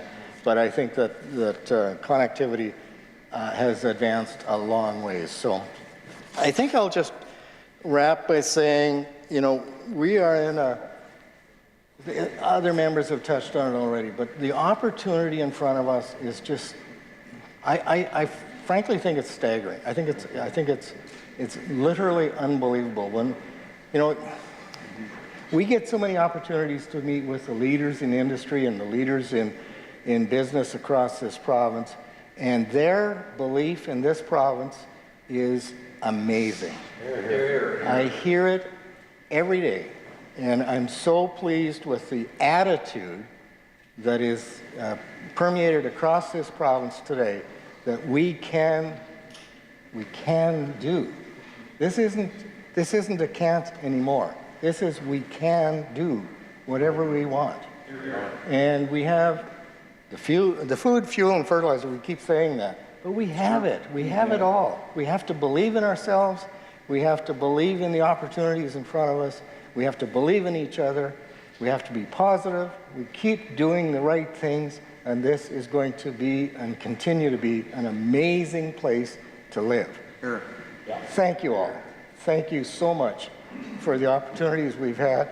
Thank you to the two premiers that I've served under. Truly appreciate it. Thank you, thank you, thank you.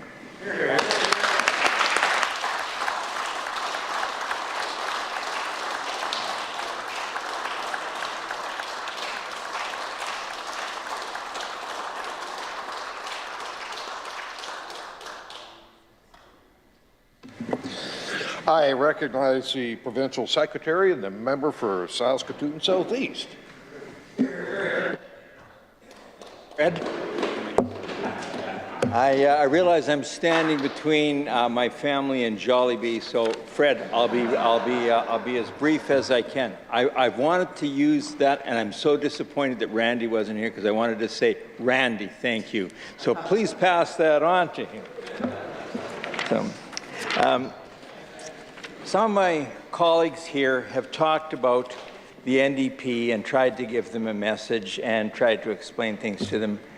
In 20 years, if I've told them once, I've told them 1,000 times what they needed to hear, and frankly, they don't listen.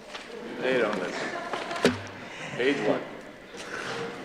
Fred, I have to tell you,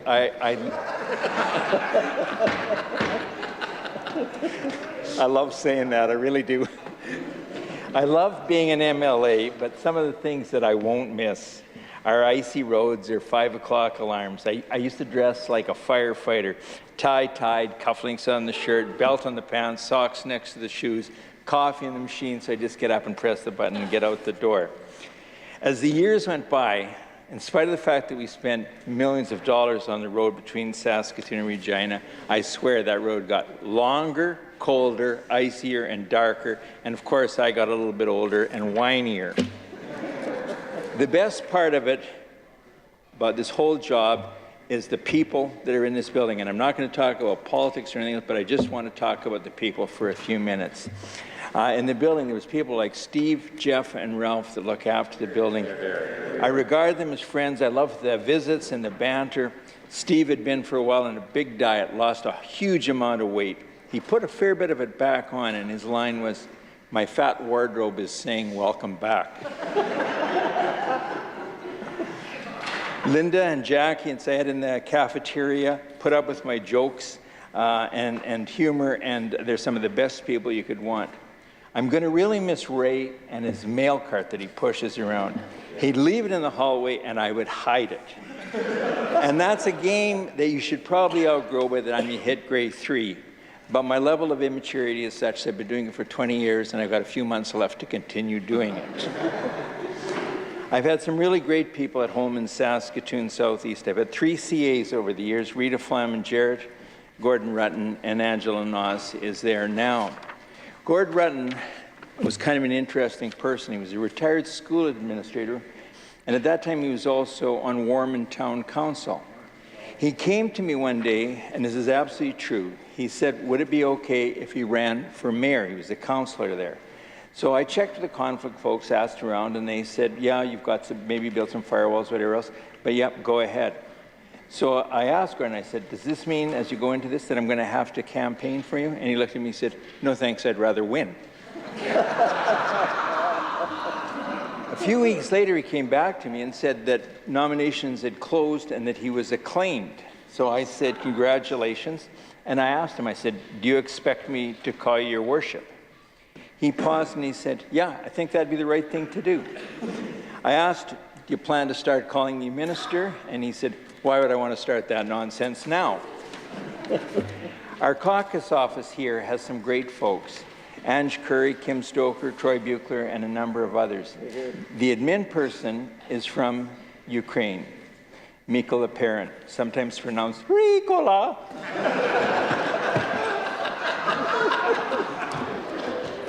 They told me I wasn't going to do that. Anyway, he's been teaching us some Ukrainian phrases, Slava Ukraini, and we in turn have been teaching him some English phrases. We've been going back and forth. We don't always teach him the precise meaning, but he wants to use the phrases, he's learning them. So a few days ago, as you will recall, Fred walked in, and Rikola said to him, and I quote, "Good morning, Fred, I'm having a carnal thought." Fred looked bewildered, and he didn't make me any butter tarts that week. I've had some great supporters, some great presidents. Eugene Paquin, Chrissy Magnuson, who now thinks we should call her Christine, whatever. I've also had some great workers, some great volunteers, and good friends. Neil Wiley, Earl Priddle, Gene Humany, Tim Ricard, Brian Bitts, Clive Head. Wonderful folks, many others. I don't want to name them all, but they've been just great to work with and made my job wonderful. I need to mention Chief Darcy Bear from Whitecap First Nation. Whitecap used to be in my constituency, and I struggled to get votes there, but I got along well with Chief Bear. So I made him go campaigning with me at Whitecap. We would knock on a door, Darcy would introduce me, and I would say, I know Chief Bear is popular and well liked, but if you like Darcy, you should also like me. A lot of folks don't know that Darcy is my brother from another mother. The people would usually laugh. It was a great icebreaker. We would chat, and I would as often as not get their vote, and I won the poll in the next election. Don't use that story, it's mine. In this building, I've thoroughly enjoyed the staff. Sandy and I don't have children, so we pseudo-adopted them. Some of them seemed to like the idea of having me as a parent. Some of them were repelled and nauseated at the thought. Trent Blasey got his hair cut like mine just so he could continue. So anyway, I've had some really great and interesting chiefs of staff. My first chief of staff was Denise Batters, now Senator Batters. She treated me like she was my boss, very blunt. She gave strong directions and was very, very direct in how she said things. She gave similar directions to Executive Council, who wasn't nearly as compliant as I was. Now that she's a senator, I still get directions from her by email. But seriously, she's a great friend, a great political strategist. I also had Drew Dwornichuk. He ran my 2016 campaign very successfully, I might add. His mother was a constituency. He recruited her to work. His sister was a teacher. He tried to recruit her. Also, Clint Fox, or Flint Cox as it's usually pronounced, hard worker, hilarious, great guy, good friend. And then Molly Waldman, usually referred to as Wallace Waldman, brilliant, ran my 2020 campaign. Her parents and her family lived in my constituency, so she recruited the family, including the parents and grandparents, to come out, knock, and walk. At that time, we were using an app where she could see where I was knocking in real time. So sometimes in the afternoon, about 4 o'clock, I'd be finishing a poll, and I was thinking, I might sneak home, have a snack, or a nap, or maybe pee. But Molly would be watching, and I would get the dreaded text that the next poll had been loaded up. So I want to mention the passage of time, and I see some of the folks are up there. So there was a group of them, Tessa Ritter, Drew Dwornichuk, Matt Glover, Morgan Bradshaw, Trent Blasey, and they were all 26 years old at the time when they worked in my office. They liked to refer to themselves as Team 26, as if they were like some kind of comic book heroes. Sadly, maybe not sadly so much, Team 26 is actually now Team 40. I found a picture of Team 26 taken at the time, and I have to tell you guys, you've aged. Time catches up to all of us. During the time they worked for me, one of them snuck into my office and hung a 5-foot-high Sting poster behind my desk, ugly as all get out. I don't know which one did it or why. I'm not a Sting fan, but the bizarre thing was I walked in and I sat down without seeing it. I didn't intend to ignore it or outcool them by ignoring it, whatever else, but it was like that for the better part of the day. And I guess people just don't check what they've actually got on their walls. They don't inspect their walls to see whether they've been tampered with. It's sort of a bit like Morgan Bradshaw, and I know he's your son. Fred, I know he's your son. He had a degree from U of R that said Morgan Bradshaw, and I always called him Bradley Morgan Shaw, which I thought was quite appropriate. Anyway, Matt Glover stole it and rewrote it as Bradley Morgan Shaw. Got it done up, put it behind the frame, put it up on the wall, and it was up there for months before somebody had to tell him about it. So anyway, I had the CIC portfolio for the last number of years.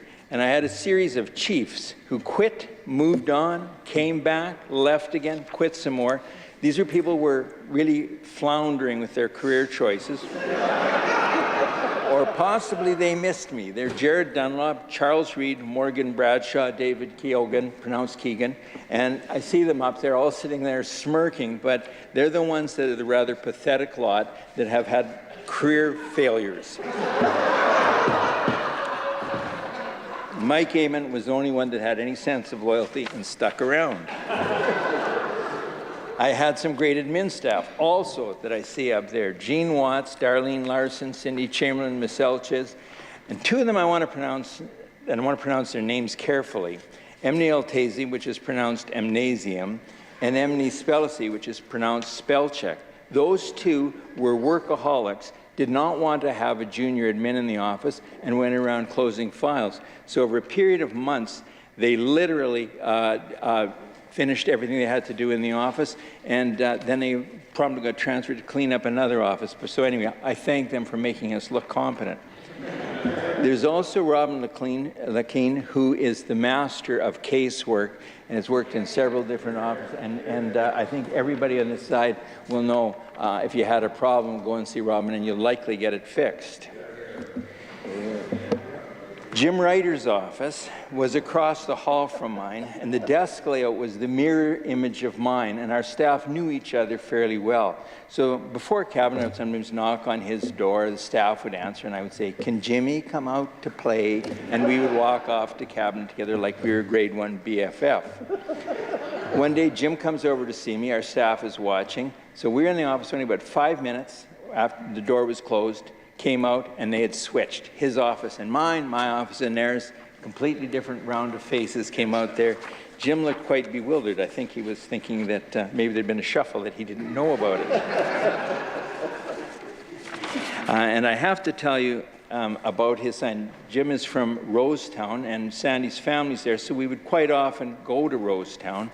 And there was a large 4x4 sign in a field near Zealandia, and I had to look at it every time I went to visit. So it actually bothered me. So I took one of my 4x4 signs, a drill, screws, and I covered it up with my sign. It actually looks great. I think it increases the value of the land. The landowner has left it up now for over 3 years. Jim, being somewhat stubborn, says, I'm not taking it down. It's still up now. There's an election coming. I think Jim's going to have to take it down. I win. I worked with many others, and they all worked hard. The MLAs on the side and on that side have worked hard, and I think they all want to make this a great place. And it's also, this building has been a fun place to work. I've worked with 3 leaders. Elwin Hermanson was the best premier we've never had. He worked hard, he recruited people, and he recruited me to run for the party. Brad Wall was a boss in the true sense. He gave direction, he had high expectations. I was his deputy premier for several years. He was very strict, but hilariously funny and meant incredibly well. But usually when you got called down to his office, it was because you'd done something wrong. Sometimes that happened. And sometimes it was going to be a cabinet shuffle, like all of a sudden you went from being the Minister of Advanced Education to the Minister of Education and wondered what hit you.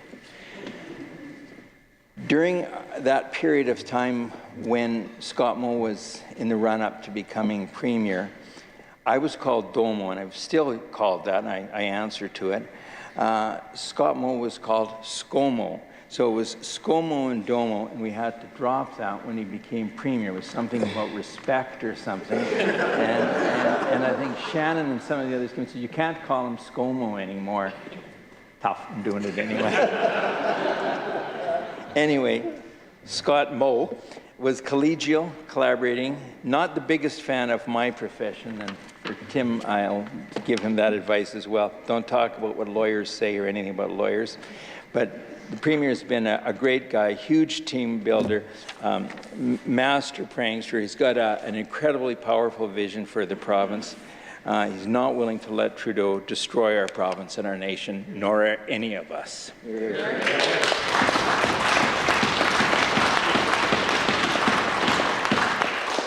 I have to mention Donna Harpower. I call her Mrs. H, her mother Harpower. We usually agree, and we're usually pretty much in sync. For years, she and I were the longest-serving cabinet ministers in Canada. She's a good friend, a great minister. But one day in a meeting, we did disagree fairly strongly. We argued briefly. Paul Merriman said, "This is not good. I don't like it when Mom and Dad fight. It scares me." Paul, the matter was resolved. You don't need to be scared anymore. I was elected in 2003. Of the 2003 class, Ken Cheveldayoff, Chevy some people call him, but it's usually Chavez in my books, been a good neighbor, great friend, works incredibly hard in his constituency. His constituency butts up to mine. I will miss him. Delbert Kirsch, the other survivor from 2003, has been a good friend. We socialize, go to family weddings and funeral, but it's okay if you call him Delbrado because I do. I've also had some really unique seatmates, 2 ag ministers, Lyle Stewart and Bob Benrod, and I think there was something about it. They thought, Morgan knows nothing about ag stuff, so we'll plant him next to it and see what rubs off. My current seatmate, Don McMorris, Don's name and mine are similar enough that people get us mixed up. And I'll often go to the grocery store and people will ask me how the boys are doing. I've long since given up correcting them, and now I just say, my boys are fine.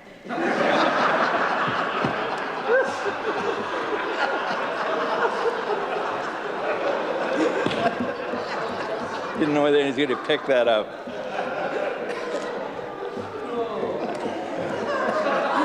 I've knocked doors for a lot of my colleagues. Herb Cox, Joe Hargrave, Greg Ottenbreit, Greg Lawrence, Ken Francis, Everett Hindley, Mark Docherty, most of the Saskatoon MLAs. One horrible day, I went to Yorkton for a meeting, not knowing that I was going to get sent outside to go door knocking. I had not planned to be outside. You still owe me, brother. The temperature had plummeted, the wind howled, I had no coat, no gloves. I thought I was absolutely going to perish on that day, but I didn't stop. I came back. I thought Ottenbright might offer me a little sympathy. He just says, "You got your knock sheets?" So anyway, it was, I have not yet forgiven him. I also knocked in the Weyburn by-election for Dustin Duncan. I was paired with Glenn Hart's spouse, Marlene, who was a very skilled campaigner. And a lot of people sort of thought, oh, maybe we got the wrong spouse as an MLA. So I told Brad Wall about that, sort of the comments that were being made. Brad Wall sort of said, maybe he should encourage Sandy to run against me. We've never had a nomination between spouses before. And they actually did a bogus brochure up for her. I'm not sure who I trust anymore.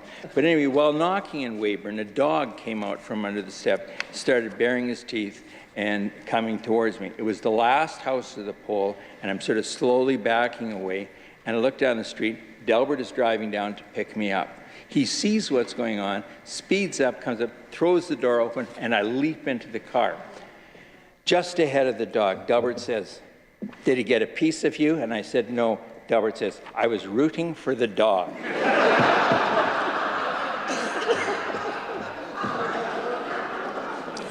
I need to mention Gord Wyant, and Gord, I should have cleared this with you, but anyway, never mind. Gord is the other token lawyer in our caucus. Great guy, but he wants to be me. I bought a Harley, he bought a Harley. I became a school board trustee, he became a school trustee. I became the board chair, he became the board chair. I became the justice minister, he became the justice minister. I became the deputy premier, he became the deputy premier, and so on. Anyway, Brad Wall told him one day, "Wyant, if you want to know what you're going to be doing next year, look and see what Morgan is doing now." Well, Gord, I'm being put out to pasture. So I'll probably see you in the pasture next year. But seriously, Gord, I've got a bit of municipal campaigning experience that I was planning to use for Gord Rutten. Be glad to use it for whatever municipal aspirations might be floating around. The opposition members, I'm not going to mention many of them, but I do want to mention a little bit. I think they believe in Saskatchewan. They want to make it a better place. They've not always been BFFs. We've got some deep political divisions, but I certainly respect where they're coming from. Trent, I've known for a long time. He's the type of guy I'd like to have a barbecue, a beer with. I don't want him running a Crown Corporation in my province, but I'd really like to have him a neighbor at a lake. Nicole was interim leader, competent, political, and cared deeply about women's issues and actively supported many of our initiatives, and I thank her for that. She raised matters in a respectful, collaborative way, and I have huge respect.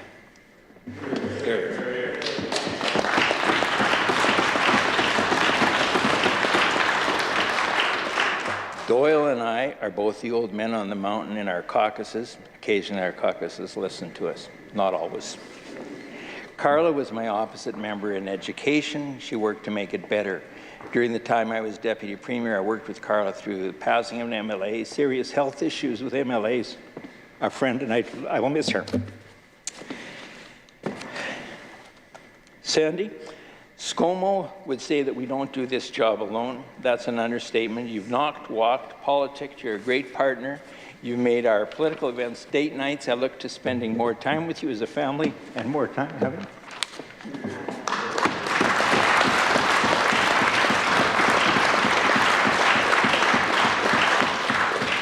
Conventional dates. I'll close by telling you about my mom. I used to go and visit her when I would go back to Saskatoon. She was in a seniors facility at the time. One of the visits, she said, "I saw you in question period." I asked her how I was doing, and I was expecting a compliment. After all, she's my mom. Instead, she just said, "I don't know, when you come on, I just press mute." So with that, I will let the Assembly join with my mom and press mute on me. So, Fred, thanks to all of you. It's my privilege to move adjournment of the debate.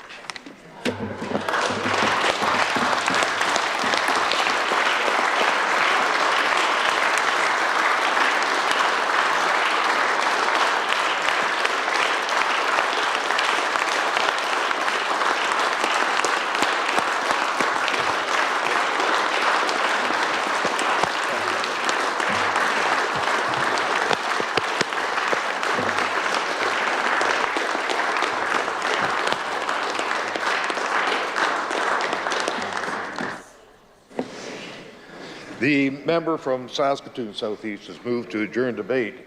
Is the Assembly ready for the question? Is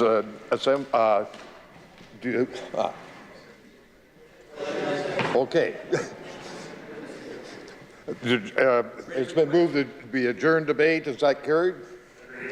Carried. I recognize the Government House Leader. I move that this House do now adjourn. The Government House Leader has moved that this House do now adjourn. Is that agreed? Carried. This House stands adjourned until 1:30 tomorrow.